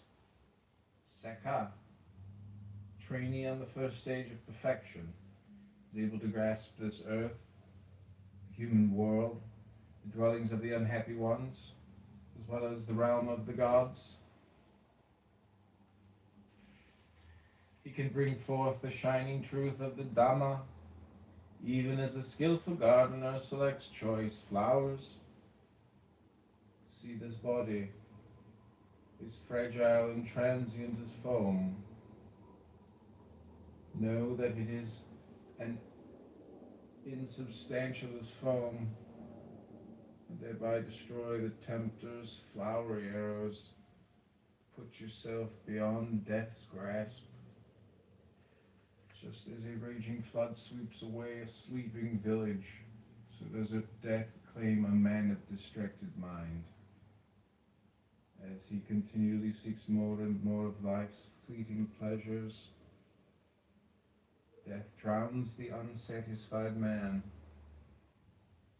whose restless mind clutches for greater and greater pleasures. A monk should dwell and act in the village like a bee extracting honey from the flower, but leaving the color and fragrance intact. Pay no attention to harsh words uttered by others. Do not be concerned with what others have or have not done. Observe your own actions and inactions. Like a beautiful, brightly colored flower without fragrance is the well-spoken word without action. Like a beautiful, brightly colored flower full of fragrance is the well-spoken word and the deed that matches the word. A man born to this world should do many good deeds, as a garland maker makes garlands from a heap of flowers. The scent of flowers is carried no farther than the wind allows. Neither the sandalwood, taga, nor jasmine, but the fragrance of the deeds of good men spreads to the ends of the earth in all directions, regardless of the wind. The aroma of sandalwood, taga, lotus, or vasiki is excellent. Superior to these is the fragrance of right action, right speech, and right way of earning one's living. Your life is falling away. Death is at hand. Where will you rest on the way? What have you taken with you? You are the lamp to lighten the way. Then hurry, hurry. When your light shines purely, you will not be born, and you will not die. As a silversmith sifts dust from silver, remove your own impurities, little by little. Or, as iron is corroded by rust, your own mischief will consume you. Neglected, the sacred verses rust, for beauty rusts without without use, and unrepaired, the house falls into ruin, and the watch without vigilance fails. In this world and the next, there is impurity and impurity. When a woman lacks dignity, when a man lacks generosity, but the greatest impurity is ignorance. Free yourself from it. Be pure. Life is easy for the man who is without shame. Impudent as a crow, a vicious gossip, vain, meddlesome, dissolute. But life is hard for the man who quietly undertakes the way of perfection with purity, detachment, and vigor. He sees light. If you kill, lie, or steal, commit adultery, or drink, you dig up your own roots. And if you cannot master yourself, the harm you do turns against you grievously. You may give in the spirit of light, or as you please, but if you care how another man gives or how he withholds, you trouble your quietness endlessly. These envying roots, destroy them and enjoy the lasting quietness. There is no fire like passion. There are no chains like hate. Illusion is a net, desire a rushing river. How easy it is to see your brother's faults, how hard to face your own. You winnow his in the wind like chaff, but yours you hide like a cheat covering up an unlucky throw. Dwelling on your brother's faults multiplies your own. You are far from the end of your journey. The way is not in the sky, the way is in the heart. See how you love whatever keeps you from your journey. But the Tathagatas, they who have gone beyond, have conquered the world. They are free. The way is not in the sky. The way is in the heart. All things arise and pass away, but the awakened awake forever. What is up, Daddy Gang? It is your founding. The just. If you determine your course with force or speed, you'll miss the way of the law. Quietly consider what is right and what is wrong, receiving all means equally, without haste, wisely, observe the law. Who is wise, the eloquent or the quiet man? Be quiet and loving and fearless. Or the mind talks, but the body knows. Gray hairs do not make a master.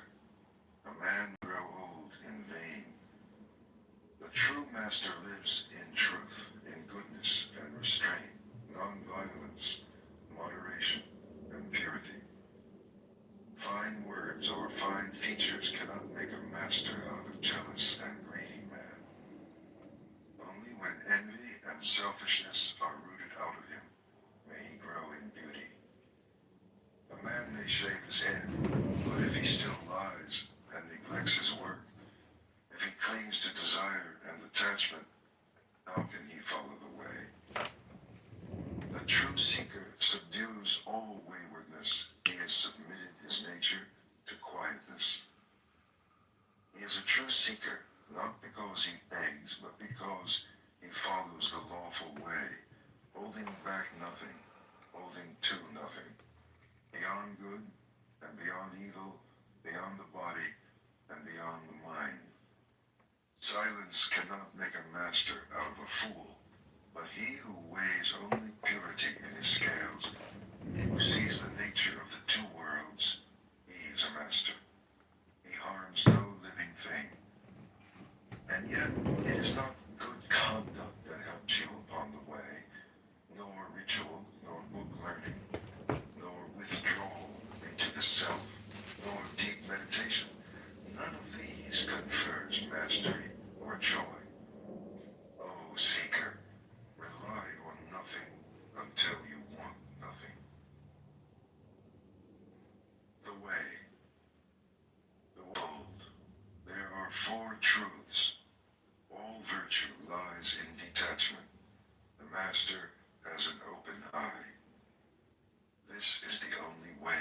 only way to the opening of the eye. Follow it. Outwit desire. Follow it to the end of sorrow. When I pulled out sorrow's shaft, I showed you the way. It is you who must make the effort. The masters only point the way. But if you meditate and follow the law, you will free yourself from desire. Everything arises and passes away. When you see this, you are above sorrow. This is the shining way. Existence is sorrow. Understand and go beyond sorrow. This is the way of brightness. Existence is illusion. Understand. Go beyond. This is the way of clarity. You are strong. You are young. It is time to arise. So, arise. Lest through irresolution and idleness, you lose the way. Master your words. Master your thoughts. Never allow your body to do harm. Follow these 3 roads with purity, and you will find yourself upon the one way, the way of wisdom. Sit in the world. Sit in the dark. Sit in meditation. Sit in light. Choose your seat. Let wisdom grow. Cut down the forest, not the tree, for out of the forest comes danger. Cut down the forest, fell desire, and set yourself free. While a man desires a woman, his mind is bound as closely as a calf to its mother. As you would pluck an autumn lily, pluck the arrow of desire. For he who is awake has shown you the way of peace. Give yourself to the journey. Here shall I make my dwelling in the summer and the winter and in the rainy season. So the fool makes his plans, sparing not a thought for his death. Death overtakes the man who, giddy and distracted by the world, cares only for his flocks and his children. Death fetches him away as a flood carries off a sleeping village. His family cannot save him, not his father, nor his sons. Know this. Seek wisdom and purity. Quickly clear the way. Out of the forest, there is pleasure and there is bliss.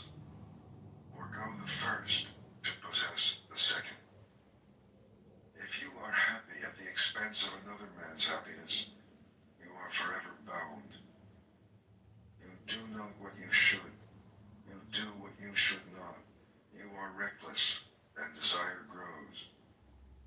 But the master is wakeful. He watches his body. In all his actions, he discriminates, and he becomes pure. Heard some myths about Medicare out on the course lately? Myth. You can sign up at any time. Learn more about your annual enrollment period options today.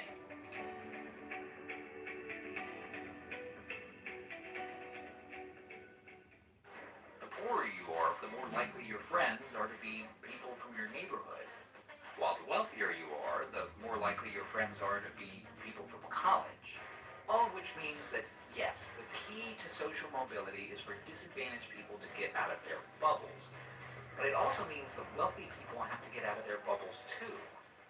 Research finds that social settings that draw people from all different backgrounds together, places like religious institutions, for example, are the places most likely to create these friendships across class lines. Which sounds pretty appealing, doesn't it? But just getting to know people who aren't like us, we may actually be creating a better country. So maybe we should all be looking for more opportunities to connect. It doesn't matter whether it's a bowling league or a book club. Or he is without blame, though once he may have murdered his mother and his father, 2 kings, a kingdom, and all its subjects.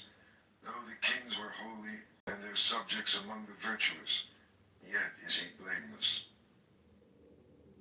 The The followers of the awakened awake, and day and night they watch and meditate upon their master. Forever wakeful, they mind the law. They know their brothers on the way. They understand the mystery of the body. They find joy in all beings. They delight in meditation. It is hard to live in the world and hard to live out of it. It is hard to be one among many. And for the wanderer, how long is the road wandering through many lives? Let him rest. Let him not suffer. Let him not fall into suffering. If he is a good man, a man of faith, honored and prosperous, wherever he goes, he is welcome. Like the Himalayas, good men shine from afar, but bad men move unseen like arrows in the night. Sit, rest, work, alone with yourself, never weary. On the edge of the forest, live joyfully, without desire. The dark. One man denies the truth, another denies his own actions. Both go into the dark, and in the next world suffer, or they offend truth. Wear the yellow robe, but if you are reckless, you will fall into darkness. If you are reckless, better to swallow molten iron than eat at the table of good folk. If you court another man's wife, you court trouble. Your sleep is broken, you lose your honor, you fall into darkness. You go against the law, you go into the dark, your pleasures end in fear, and the king's punishment is harsh. But as a blade of grass held awkwardly may cut your hand, so renunciation may lead you into the dark. For if in your renunciation you are reckless and break your word, if your purpose wavers, you will not find light. Do what you have to do, resolutely, with all your heart. A traveler who hesitates only raises dust on the road. It is better to do nothing than to do what is wrong. For whatever you do to yourself. Like a border town well guarded, guard yourself within and without. Let not a single moment pass, lest you fall into darkness. Feel shame only where shame is due. Fear only what is fearful. See evil only in what is evil, lest you mistake the true way and fall into darkness. See what is. See what is not. Follow the true way. Rise. At Domino's, we believe pizza deserves a proper +1. Burgers have fries. Pizza now has bread bites. Try our new savory garlic, new sweet cinnamon, or classic parmesan. Pizza need new bread bites. Order today only at Domino's. IXL is helping 15 million students succeed in math and language arts. On IXL, your child can stay on track or get ahead by practicing with fun, interactive questions. Whether they learn best with step-by-step explanations, video tutorials, or games, IXL is here to guide them. Backed by over 75 scientific research studies, you can trust that you're choosing the best educational technology. Hand your child the keys to success. Join IXL today.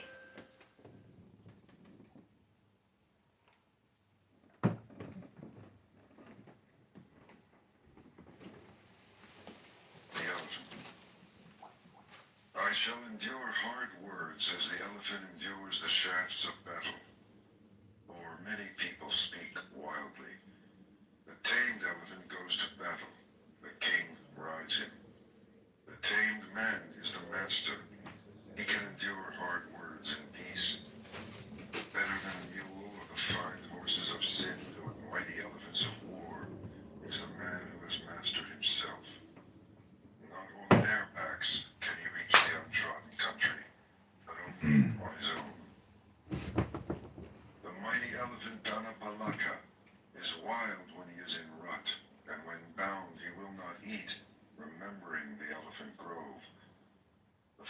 is idle. He eats and he rolls in his sleep like a hog in a sty, and he has to live life over again. Long is the night to the sleepless, long is the road to the weary traveler, long is the cycle of rebirths to the unwise, who do not know the truth.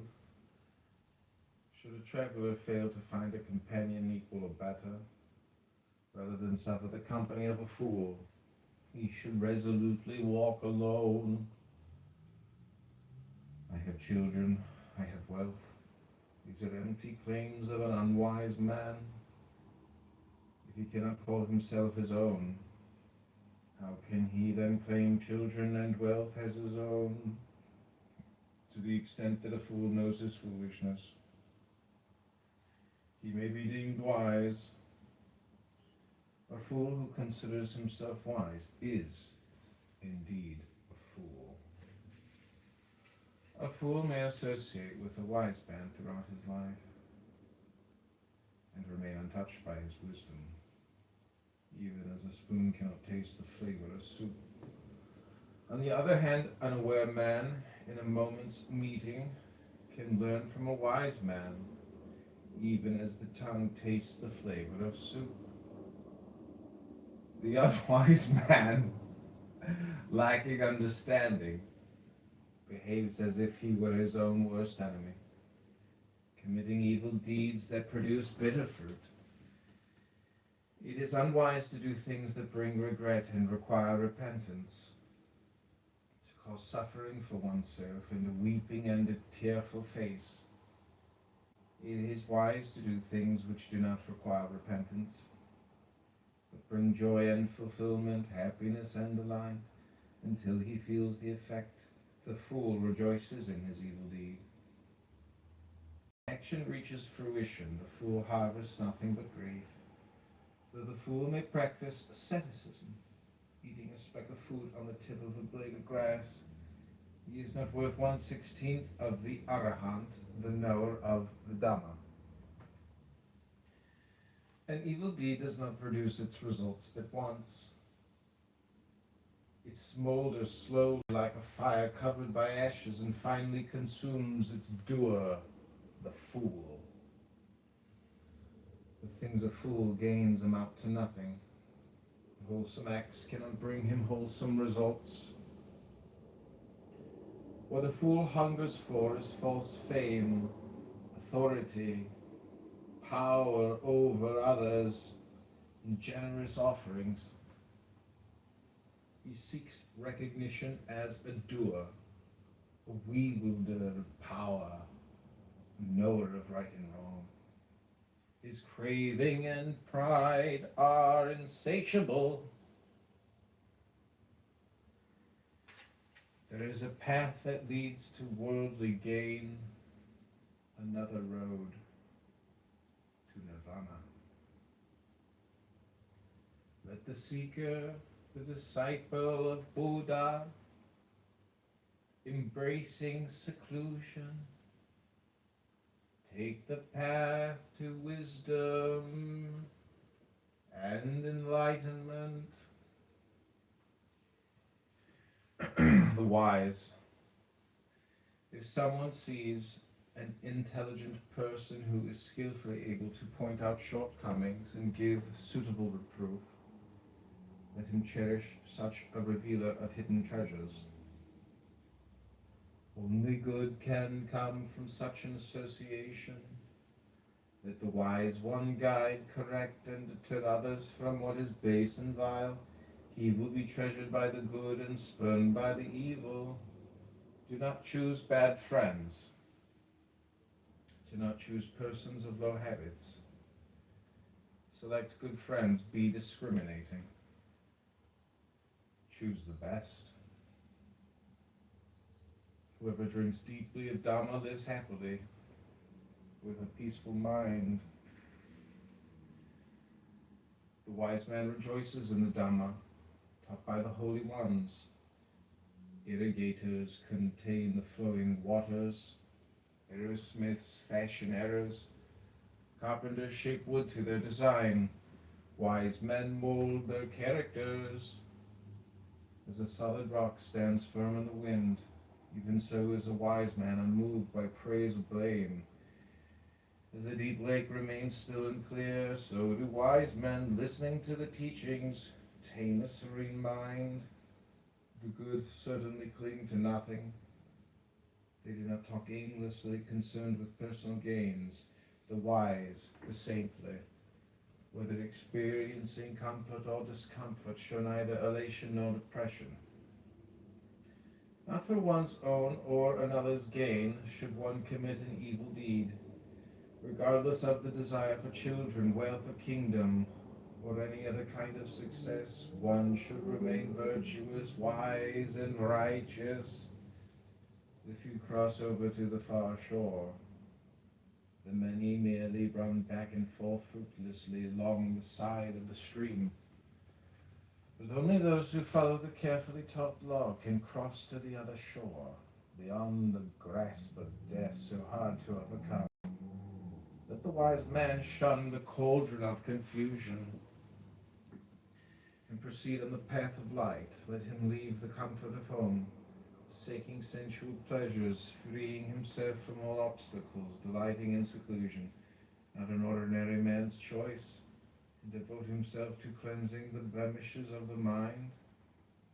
Those who have carefully cultivated their minds in tune with the elements of enlightenment, who without grasping delight in detachment, cleansed of all corruption, and therefore shining brightly, send forth brilliant light. Om, the Arahant. There is no burning for him who has completed the journey, who is free of sorrows and all else, and who has broken off all chains. The mindful put forth great effort. They do not remain content in the household life, but leave their homes behind just as swans leave a muddy lake. Arahants do not hoard. Take a right view of eating, focused on deliverance and avoid.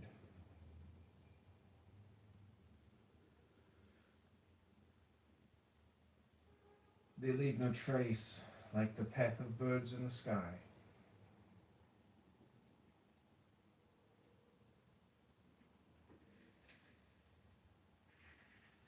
He who is free from obsessions, eating simply, clear-headed, and focused on liberation, like a migrating bird, leaves no trace of a track in the sky.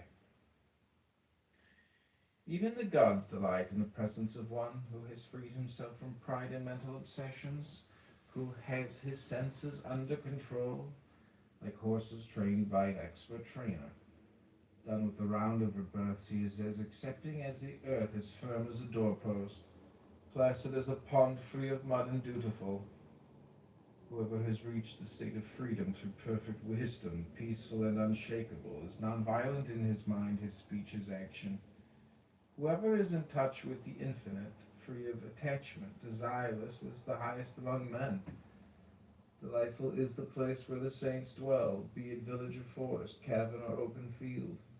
Delightful are forests where more worldly men find no joy, being free of the pull of desire. Saints who seek no worldly pleasures find delight in such places.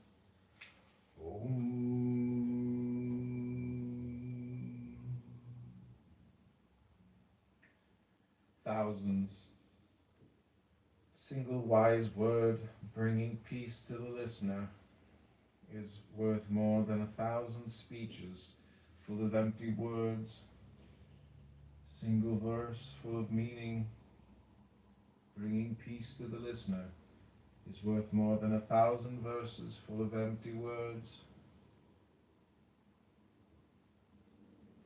One may recite 100 verses full of vain descriptions, but a single verse bringing peace to the listener is worth far more. One may conquer 1,000,000 men in a single battle. However, the greatest and best warrior conquers himself. conquest of oneself is the greatest victory of all. Neither a god, nor a heavenly musician, nor a mischievous angel of the highest of the 6 heavenly abodes, the Paranimita heaven, where sensual pleasures prevail, can deprive the self-vanquished, restrained person of victory. The honor paid to the one who has achieved self-mastery for one single instant is worth more than monthly offerings of 1,000 pieces of gold. Honoring the one who's achieved self-mastery for one single instant is worth more than living in the forest, tending the sacred fire for 100 years. Making offerings for glory and recognition is not 1/4 as worthy as honoring the upright. Whoever shows reverence and respect for the aged is rewarded fourfold with long life, beauty, happiness, and strength. Even a single day of a life lived virtuously and meditatively is worth more than 100 years lived wantonly and without discipline. A single day's life of a wise and contemplative man is worth more than 100 years lived wantonly and without discipline. A single day's life of one who puts out great effort is better than a life of 100 years lived in idleness and sluggishness. A single day's life lived by a man who grasps the impermanence of all conditioned things is worth more than 100 years lived in blindness and ignorance. A single day's life of one who sees the deathless state is worth more than 100 years lived without perceiving it. A single day's life of one who sees the truth is worth more than 100 years of not seeing the truth.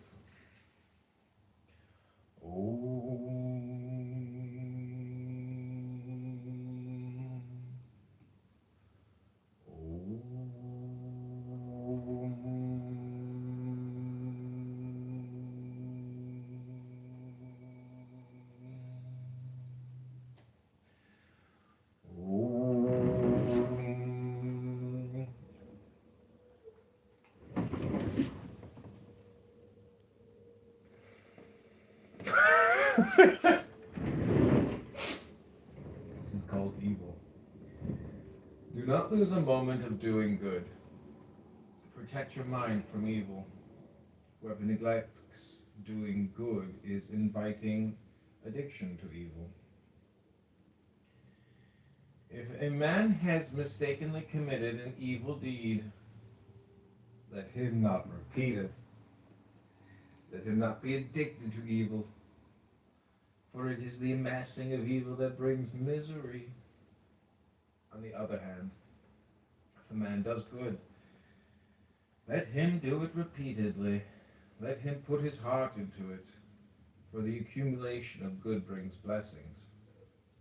Even an evildoer feels happy before his negative actions reach fruition. However, when the evil ripens, he will have a bountiful harvest of evil results. A good man sees what is unwholesome before his good deeds reach fruition. However, when the good ripens, he will have a bountiful harvest of good results. Don't underestimate evil, saying, "It can't happen to me." As a pot slowly fills up with water drop by drop, so does the fool little by little become full of evil. Don't underestimate good, saying, "It can't happen to me." Water falling drop by drop will fill even a large pot. Likewise, the wise man, accumulating good little by little, becomes goodness itself. One should shun all evil. A merchant with treasure and a small caravan avoids a dangerous road, or as a man loving life shuns poison. If a man has a hand free of wounds, he can take poison in his hand, but poison cannot penetrate the hand that is free of wounds. Likewise, a man is not guilty. He acts with no evil intention. If someone harms an innocent person, one pure and free of guilt, evil results will fall upon the doer, like fine dust thrown against the wind. Some are reborn in a mother's womb, The evildoers are bound to miserable states. The doers of good are reborn to happy states. Those free of any stain go on to perfect peace. There is no place in the world, neither the sky, the sea, nor in mountain crevices, where an evildoer can hide, safe from the consequences of his action. There is no place in the world, neither in the sky, the sea, nor in mountain crevices, where one can escape the inevitability of death.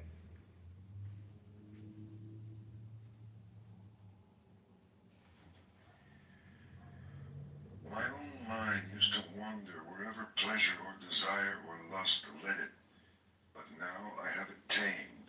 I guide it as the keeper guides the wild elephant.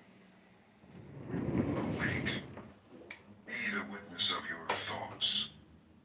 The elephant holds himself from the mud. In the same way, drag yourself out of your sloth. If the traveler can find a virtuous and wise companion, let him go with him joyfully and overcome the dangers of the way. But if you cannot find friend or master to go with you, travel on alone, like a king who has given away his kingdom, like an elephant in the forest. Travel on alone, rather than with a fool for company. Do not. Look at this jet pretend the rod.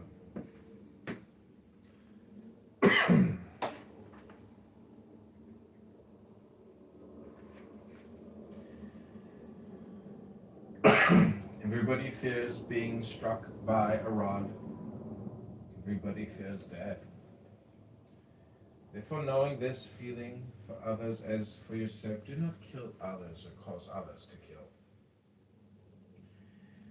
Everybody fears being struck by a rod, life being dear to all.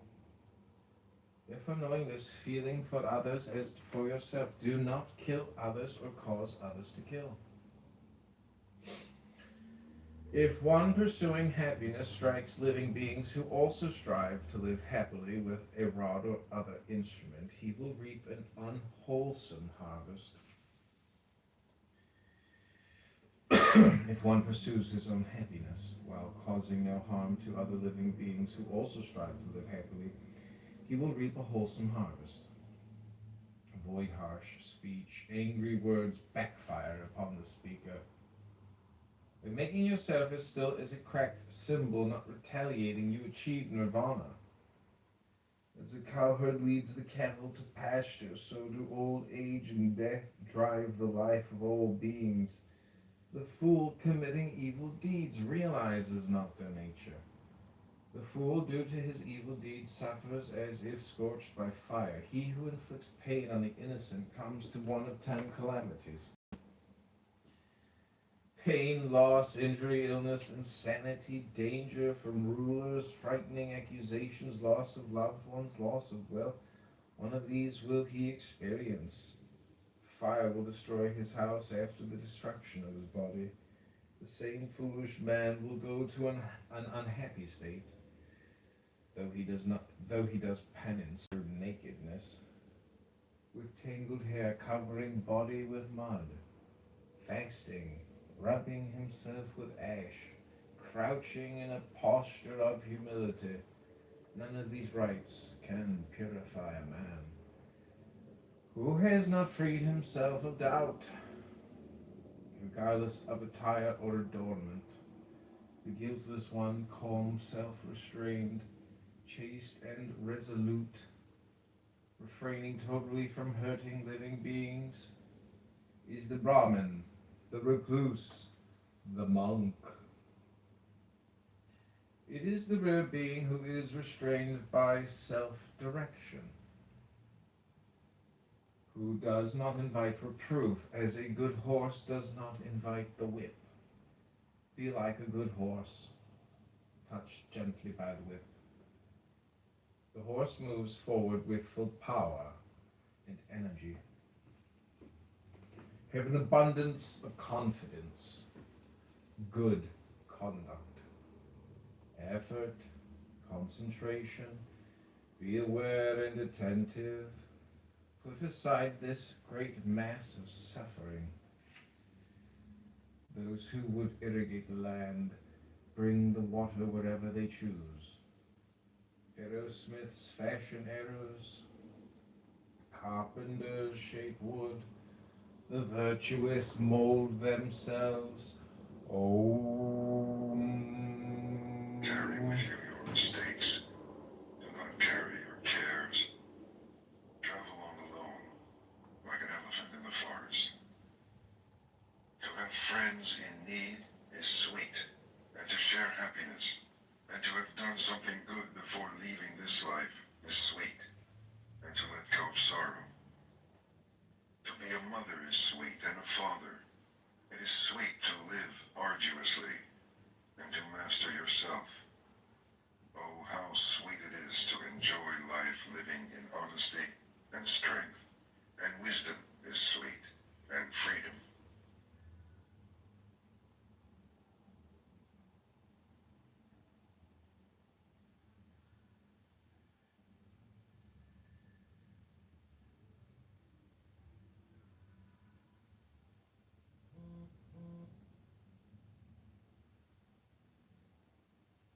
Being diagnosed with leukemia, lymphoma, myeloma, or any other type of blood cancer makes people want more time to do the things they love. That means more time to be movie buffs,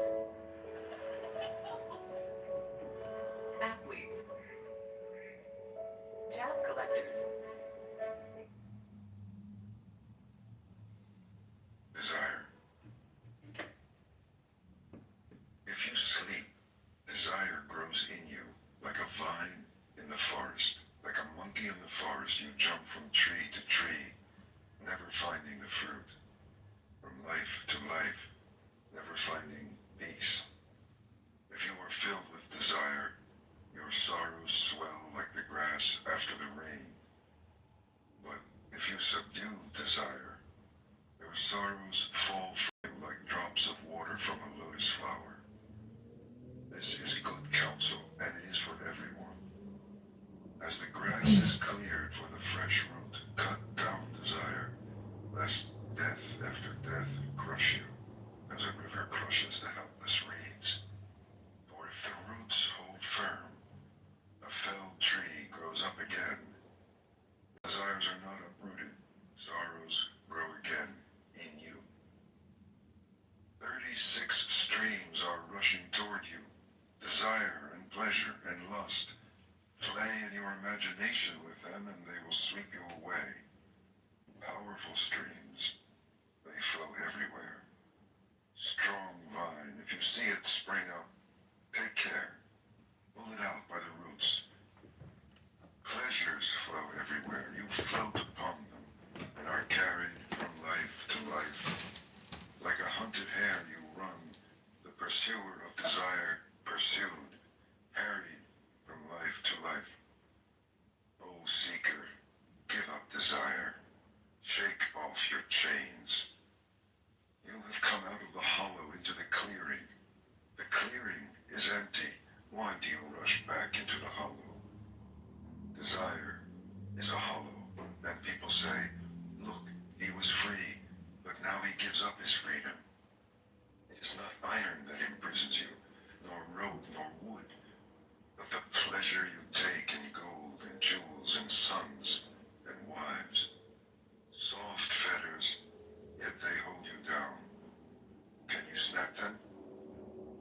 There are those who can, who surrender the world, forsake desire, and follow the way. O slave of desire, float upon the stream. Little spider, stick to your web, or else abandon your sorrows for the way. Abandon yesterday, and tomorrow, and today. Cross over to the farther shore, beyond life and death. Do your thoughts trouble you? Does passion disturb you? Beware of thirstiness, lest your wishes become desires, and desire binds you. Quieten your mind. Reflect. Watch. Nothing binds you. You are free. You are strong. You have come to the end, free from passion and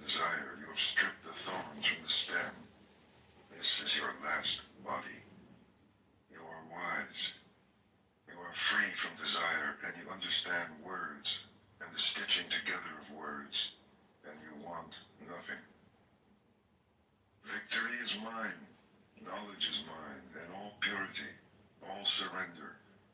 I want nothing. I am free. I found my way. Whom shall I call teacher? The gift of truth is beyond giving, the taste beyond sweetness, the joy beyond joy. The end of desire is the end of sorrow. The fool is his own enemy. Seeking wealth, he destroys himself. Seek rather the other shore. Weeds choke the field. Passion poisons the nature of man, and hatred, illusion, and desire. Honor the man who is without passion, hatred, illusion, and desire. What you give to him will be given back to you, and more. The Seeker. Master your senses. What you taste and smell, what you see, what you hear. In all things, be a master of what you do and say and think. Be free. You are a seeker. Delight in the mastery of your hands and your feet, of your words and your thoughts. Delight in meditation and in solitude. Compose yourself. Be happy. You are a seeker. Hold your tongue. Do not exalt yourself, but lighten the way, for your words are sweet. Follow the truth of the way. Reflect upon it. Make it your own. Live it. It will always sustain you. Do not turn away what is given you, nor reach out for what is given to others, lest you disturb your quietness. Give thanks for what has been given you, however little. Be pure. Never falter. You have no name and no form. Why miss what you do not have? A seeker is not sorry. Love and joyfully follow the way, the quiet way to the happy country. Seeker, empty the boat, lighten the load, passion, the desire, and hatred, and sail swiftly. There are 5 at the door to turn away, and 5 more, and there are 5 to welcome in. And when 5 have been left stranded on the shore, the seeker is called O Gati Nati, he who has crossed over. Seeker, do not be reckless. Meditate constantly, or you will swallow fire and cry out, no more. If you are not wise, how can you steady the mind?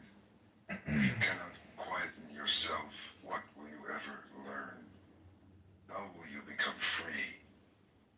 With a quiet mind, come into that empty house, your heart, and feel the joy of the way beyond the world. Look within, the rising and the falling. What happiness! How sweet to be free! It is the beginning of life, of mastery and patience, of good friends along the way, of a pure and active life. So, live in love. Do your work. Make an end of your sorrows. Or see how the jasmine releases and lets fall its withered flowers. Let fall willfulness and hatred. Are you quiet? Quieten your body. Quieten your mind. You want nothing. Your words are still. You are still. By your own efforts, waken yourself. Watch yourself. And live joyfully. You are the master. You are the refuge. As a merchant breaks in a fine horse, master yourself. How gladly you follow the words of the awakened, how quietly, how surely you approach the happy country, the heart of stillness. However young, the seeker who sets out upon the way shines bright over the world. Like the moon,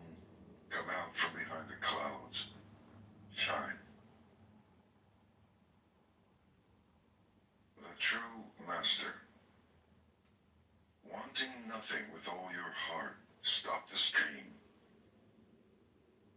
When the world dissolves, everything becomes clear. Go beyond this way or that way to the farther shore, where the world dissolves and everything becomes clear. Beyond this shore and the farther shore, beyond the beyond, where there is no beginning, no end, without fear, go.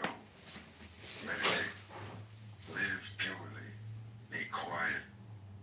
Do your work with mastery. By day the sun shines and the warrior in his armor shines. By night the moon shines and the master shines in meditation.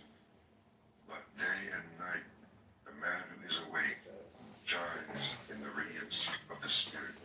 The master gives up mischief. He is serene. He leaves everything behind him. He does not take offense and he does not give it. He never returns evil for evil. Alas for the man who raises his hand against another, and even more for him who returns the blow. Resist the pleasures of life and the desire to hurt till sorrows vanish. Never offend by what you think or say or do. Honor the man who is awake and shows you the way. Honor the fire of his sacrifice. Matted hair or family or caste do not make a master, but the truth and goodness with which he is blessed. Your hair is tangled and you sit on a deerskin. What folly, when inside you are ragged with lust. The master's clothes are in tatters. His veins stand out. He is wasting away. Alone in the forest, he sits and meditates. A man is not born to mastery. A master is never proud. He does not talk down to others. Owning nothing, he misses nothing. He is not afraid. He does not tremble.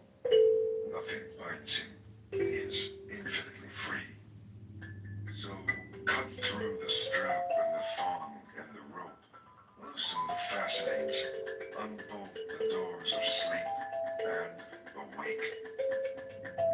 The master endures insults and ill treatment without reacting. For his spirit is an army. He is never angry. He keeps his promises. He never strays. He is determined. This body is my last, he says. Like water on the leaf of a lotus flower, or a mustard seed on the point of a needle, he does not cling. For he has reached the end of sorrow and has laid down his burden. He looks deeply into things and sees their nature. He discriminates and reaches the end of the way. He does not linger with those who have a home, nor with those who stray. Wanting nothing, he travels on alone. He hurts nothing, he never kills. He moves with love among the unloving, with peace and detachment among the hungry and querulous. Like a mustard seed from the point of a needle, hatred has fallen from him, and lust, hypocrisy, and pride. He offends no one, yet he speaks the truth. His words are clear, but never harsh. Whatever is not his, he refuses, good or bad, great or small. He wants nothing from this world, and nothing from the next. He is free. Desiring nothing, doubting nothing, beyond judgment and sorrow and the pleasure of the senses, he is moved beyond time. He is pure and free. How clear he is. He is the moon. He is serene. He shines. For he has traveled life after life the muddy and treacherous road of illusion. He does not tremble or grasp or hesitate. He has found peace. Calmly, he lets go of life, of home, and pleasure, and desire. Nothing of men can hold him. Nothing of the gods can hold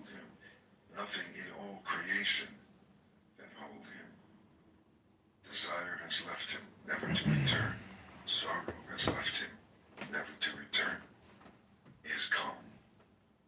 In him the seed of renewing life has been consumed. He has conquered all the inner worlds. With dispassionate eye he sees everywhere the falling and the uprising. And with great gladness he knows that he has finished. He has woken from his sleep. And the way he has taken is hidden from men, even from spirits and gods, by virtue of his purity. In him there is no yesterday, no tomorrow, no today. Possessing nothing, wanting nothing, he is full of power.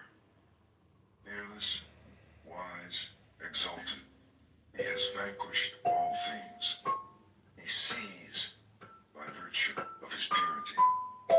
He has come to the end of the way, over the river of his many lives, his many deaths, beyond the sorrow of hell, beyond the great joy of heaven, by virtue of his purity. He has come to the end of the way. All that he had to do, he has done. And now, he is one. And afterward, written and read by Jacob Needleman. Buddhism was born in India. In its beginnings, it conceived of itself, not as a new religion, but as a reconstitution of what is essential in the vastness of the Hindu tradition. Taken as a whole, the Hindu religion can be likened to an Olympian armed campaign, with great generals dispersed abroad, their huge armies and infinitely variegated weaponry converging upon the enemy, the ego, under some divinely conceived master strategy. Okay, it's called old age. Can there be joy and laughter when always the world is ablaze, shrouded in darkness? Should you not seek light?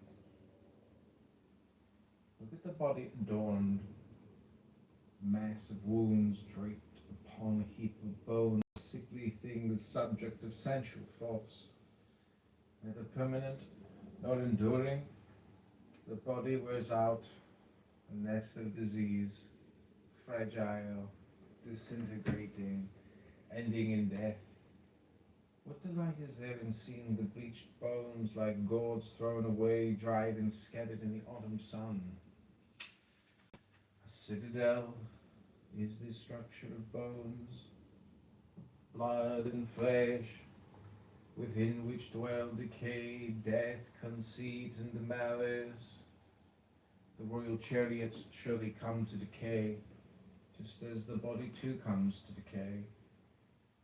But the shining truth and loving kindness lives on. So speak the virtuous to the virtuous. The unwise person grows large in body. Though he becomes large physically, his mind remains small. How many lives, how many rounds of rebirth have I experienced without finding the builder of this house? Now I see you, oh builder. All of your rafters are broken, your ridgepole is shattered. Never again need you build a house for me. My mind has gone beyond the transitory, the conditioned, and has achieved the extinction of craving. Those who do not find their way to a higher life, or who fail to earn wealth during their youth, look back with regret in their old age. Like large old wading birds beside a dried pond, having attained neither the higher life of the seeker, nor having acquired wealth and power in the youth, They lie like spent arrows that have missed the mark, awaiting the misspent past.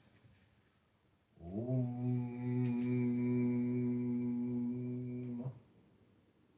Self. If a man holds himself in high esteem, let him be vigilant, a careful observer, day and night, during any of the 3 watches of life. First, one must establish one's own high moral principles, then preach to others. Very difficult it is to restrain oneself. Let one mold himself in accordance with the precepts he teaches. There can be no gap in credibility and no disgrace. Only the self shelters the self. What shelter could there be outside the self? With oneself thoroughly tamed, one gains a shelter rare. As a diamond bores a softer gem, so does the evil committed by a fool crush the door. As a strangling vine chokes a tree, so does a person's unwholesome action destroy him, the delight of his enemy. Unwholesome action, hurting self, comes easily. Wholesome action, healing self, takes effort. Foolish man clings to wrong views, mocks the teachings of the righteous. Such a person reaps what he sows, inviting ruin and destruction, like the fruit-bearing bamboo tree. By oneself is evil done, by oneself is one made impure, by oneself is evil undone, by oneself is one made pure. Each one is responsible for purity and impurity. No one can cleanse another. One should not neglect one's own moral good for the sake of another's. Learn first before teaching another's. Let each one embrace his own truth and devote himself to its fulfillment. Om.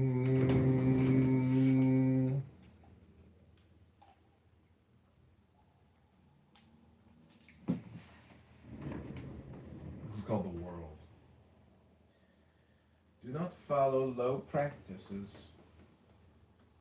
Do not live carelessly. Do not hold wrong views. Do not prolong the suffering of the world. Lift yourself up. Be attentive. Act virtuously. One who does good deeds lives happily, both in this life and the life to come. Act righteously. Refuse to do otherwise. One who follows this path lives happily, both in this life and the life to come. Perceive the world as a bubble. Perceive the world as a mirage. If you see the world in this way, you render the Lord of Death powerless. Look at the body as a royal chariot, to which the ignorant cling while the wise let go. Whoever moves from carelessness to vigilance lights up the world like the moon that emerges from a cloud. Whoever overcomes his unwholesome deeds with wholesome actions illuminates the world like the moon emerging from a cloud. There is blindness all round, only very few can see. Many are like birds trapped in a net. Only few escape and achieve liberation. Swans fly in the sky. Those possessed of psychic powers glide through the air. The wise, conquering self proceed to nirvana. A man who violates even one spiritual law, who is dishonest in telling lies, unconcerned with the life hereafter, there is no evil such a one dares not do. Those closed off from generosity do not enter the realm of gods. Fools do not praise generosity. The wise rejoice in generosity, and by that will be happy after death. Better than the sole rulership over the world, better than going to heaven, better than lordship over all the worlds, is the fruition of the stream winner's path. Oh. Compared to this, Buddhism appears upon the Indian scene as a direct, hand-to-hand attack with no holds barred, striking instantly and mercilessly at the enemy's weakest point. By and large, Buddhism has retained this quality of one-pointed practicality, even amid the later flowering of the metaphysics and mythology which, in all of its aspects, rivals the entirety of Hinduism. Put succinctly, the Buddha, who is understood to have lived and taught in the 6th century BC, taught that the principal cause of all human suffering and desolation is the deeply ingrained belief that there is such a thing as a self or ego that persists through time and change. Everything else in Buddhism, its art, philosophy, rituals, and techniques, originated as tools for the destruction of man's illusion that he is a self. This doctrine of no-self, or non-atman, is, as I said, the diamond which cuts through all errors and confusions of humanity. According to this teaching, everything in human nature is in flux, and a man is nothing but a serial bundle of sensations, thoughts, and feelings, one proceeding from another with nothing to hold them together either in life or death. And not only man, but all things in the universe are without self, without a fixed nature that abides from moment to moment. In the endless and rigorously determined chain of cause and effect that constitutes the universe, we human beings fail by fixing our interest or desire upon one or another phenomenal aggregate, either within ourself or external to ourself. Therein is the root of all our sorrow. What can liberate us is the deep and thorough understanding of all things, including the personality, as causally determined processes of becoming. Consciousness, meaning the totality of thought, feeling, perception, sensation, pleasure, and pain, is not a being, but a passion, not an activity, but only a sequence of reactions in which we, who have no power to be either as or when we will, are fatally involved. Individuality is motivated by and perpetuated by wanting, and the cause of all wanting is ignorance. For we ignore that the objects of our desire can never be possessed in any real sense of the word, ignore that even when we have got what we want, we still want to keep it, and are still in the state of desire. The ignorance meant is of things as they really are, and the consequent attribution of substantiality to what is merely phenomenal. The seeing of self in what is not self. At first glance, this doctrine of no self seems in direct opposition to the Hindu view. But if there is any general view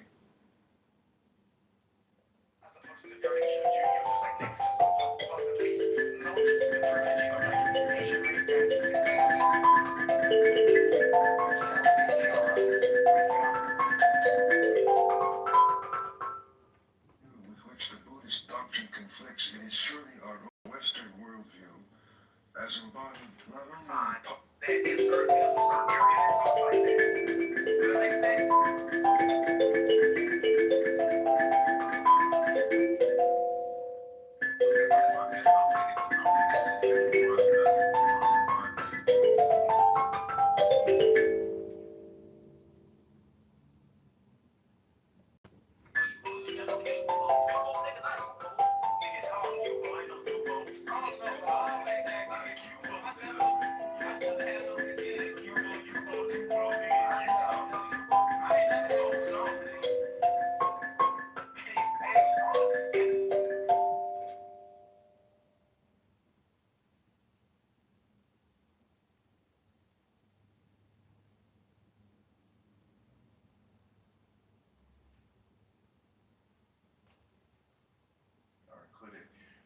which, by the way, from Alaska, you can see Russia from your backyard, nearly a year after the 2024 election.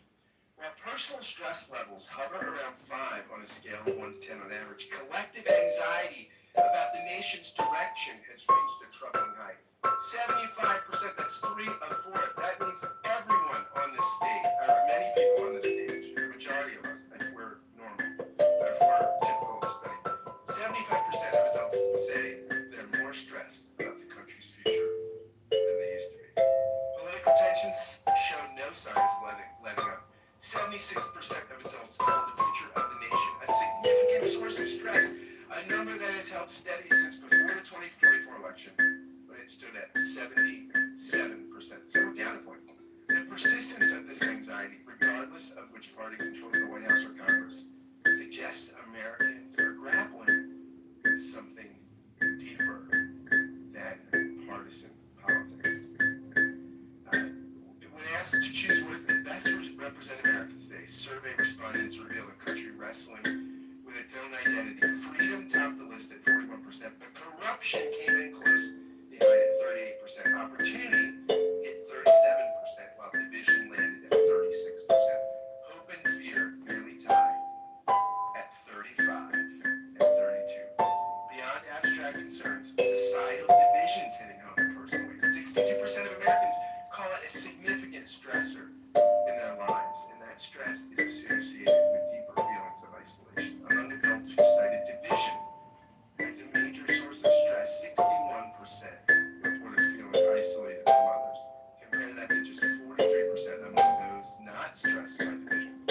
Similar gaps showed up for feeling left out, 57% versus 39%, and lacking companionship, 54% versus 54%. There's other stuff in the study. I can invite you all to skim it, but wow, not the greatest sort of readout of the country. And again, these numbers are pre-Trump, right? So maybe it would have gone down if Kamala would have won the election. Maybe it would have. We don't know, but it did go down 1 point. Right? When Biden was in office, it was 77. Right now it's at 76. So who knows? Maybe he's making us 1% less stressed again. I don't know. But Marshall, let's go to you, followed by Howard. Marshall, what do you think of this? Why do 2/3 of young people want to leave the country? Why are so many people anxious and troubled? Are you troubled, Marshall? Speak to us, Marshall, with his continued peace of Christ. I keep optimistic from my own sanity. I believe that we can fix the system. I believe you can do it through voting, organizing, campaigning.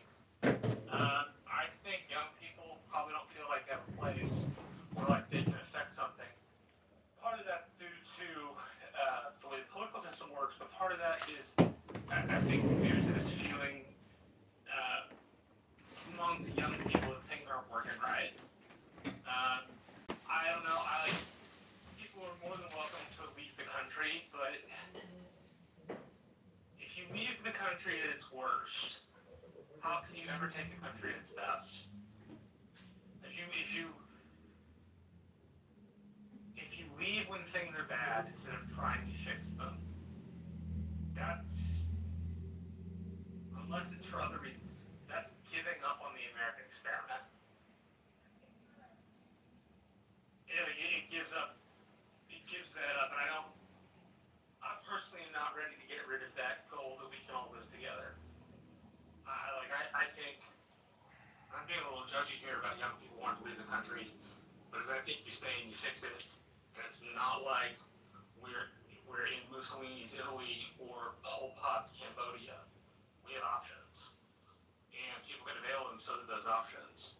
I think a feeling of isolation, I think a feeling of things not working correctly creates general angst.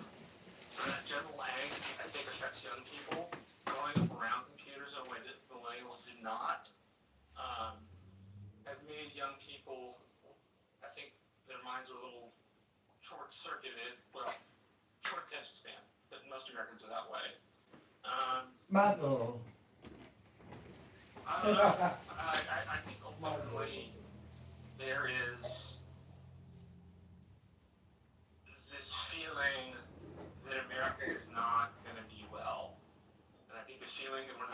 well drives a lot of these people want to leave. And as I said, I think you stay and you fix the country.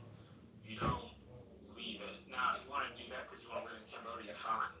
I don't think there are large communities of expats all around the world. But the idea of giving up on one's country or the experiment, it is something that it's not a place I can get to.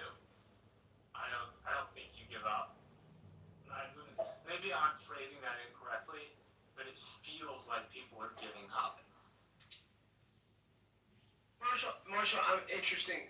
You know, it says that 69% of adults say they needed more emotional support this year than they received. Are you in that category? Do you think that you've needed more emotional support than you've received this year? I have a very good support system. So I have some really good friends from college I can talk to. I have some really good friends that I do politics stuff with down here. I have parents that are always encouraging and very loving.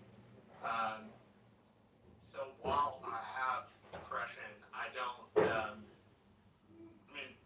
I would say I haven't gotten enough hugs, but that's a week that gets just, I don't know. Hugs are nice.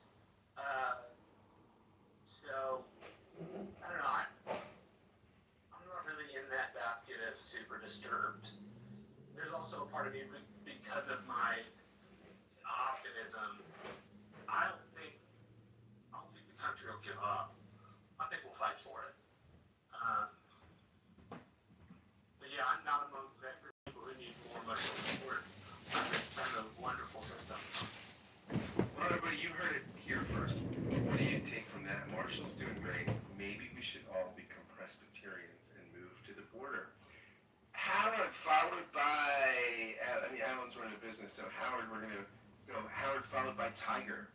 Howard, how are you doing? How are you all doing? What do you think of this planned exodus or desired exodus of the young people?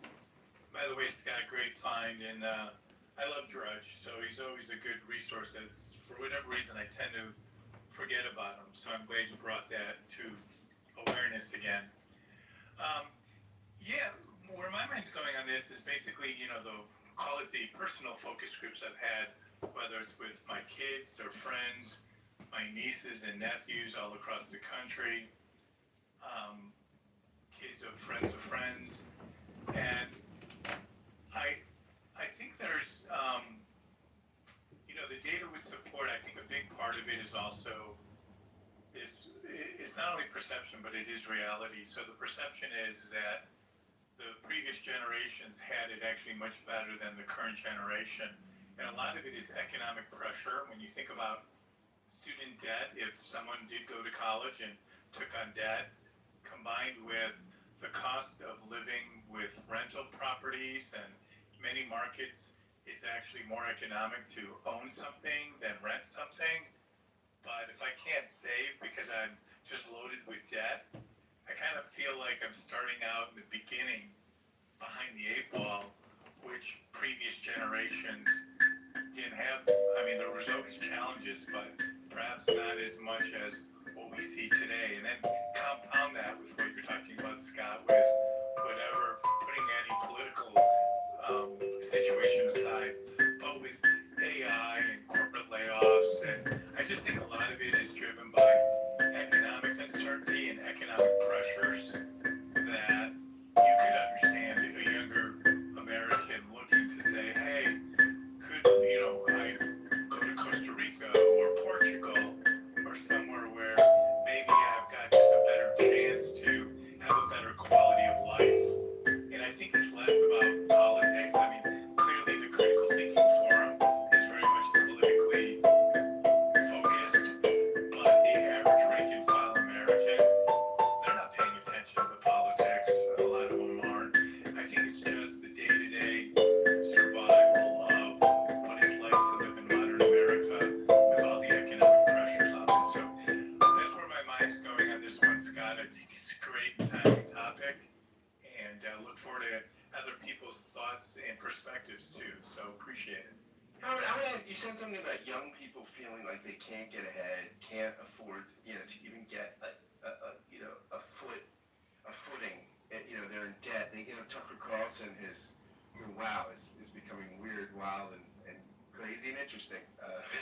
But he has said the problem with the country is affordability. That his kids, young people just don't imagine they can ever afford a house. Do you think this is one of the things that helped Mamdani up in New York? That so many people, New York, what less affordable city? Do you think this affordability thing has helped propel Mamdani to a national brand? Again, not being a New Yorker, I was in the city a couple weeks ago, but so I'm only giving you my hypothesis, but based on what we do know about costs and the issues at hand, I wouldn't be surprised if it is a factor. Certainly, it's this, and not specifically just on Mamdani. I would say there's appeal to. Okay, I'm going to restart this live stream. Go to the channel and go to the live. The left or the right, because of change, and there's always this optimism, as Marshall talked about, optimism with this notion of change. And perhaps you look at historically, most recently, created Barack Obama was fairly unknown, and before him, Bill Clinton wasn't really taken seriously, but they kind of came across with the sense of optimism that their change could deliver a better day for Americans. So I think with that appeal, it seems to me like that was a factor in New York. But again, I'm not a New York voter resident, so I'm just giving you my out of the market perspective and just kind of my own personal view. Thank you, Howard. Let's go to our Chinese connection. Tiger, good to see you back on the stage. What do you think? And how many of these young people can China take? Well, I'm sure if you notice from American media, because this is often reported, that the youth population in China aren't very happy either. There are, youth unemployment and the so-called movement of lying down flat. What we're witnessing is not specific, on the economic aspect. Of course, the politics is aside, because America has very interesting division. As your data points out, division is one of the stress points. In China, there's not so much division, but the economic outlook is the same.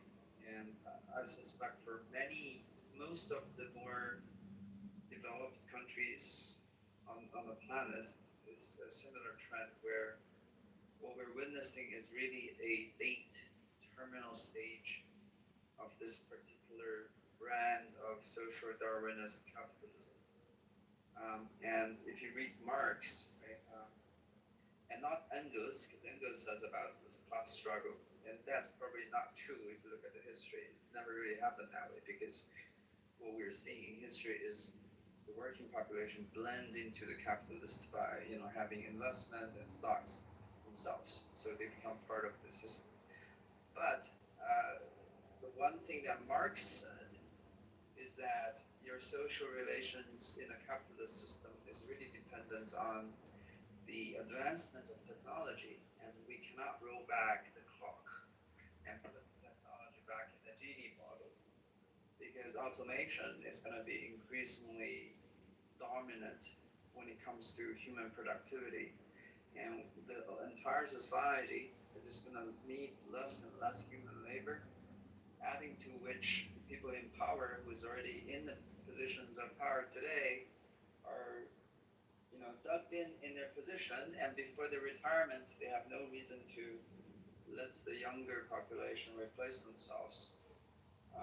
So what we're seeing is a solidification of the stratification of the society, the diminished opportunity for the youth, the overabundance of supply of labor in all skill sets, even in the more advanced skill sets as well.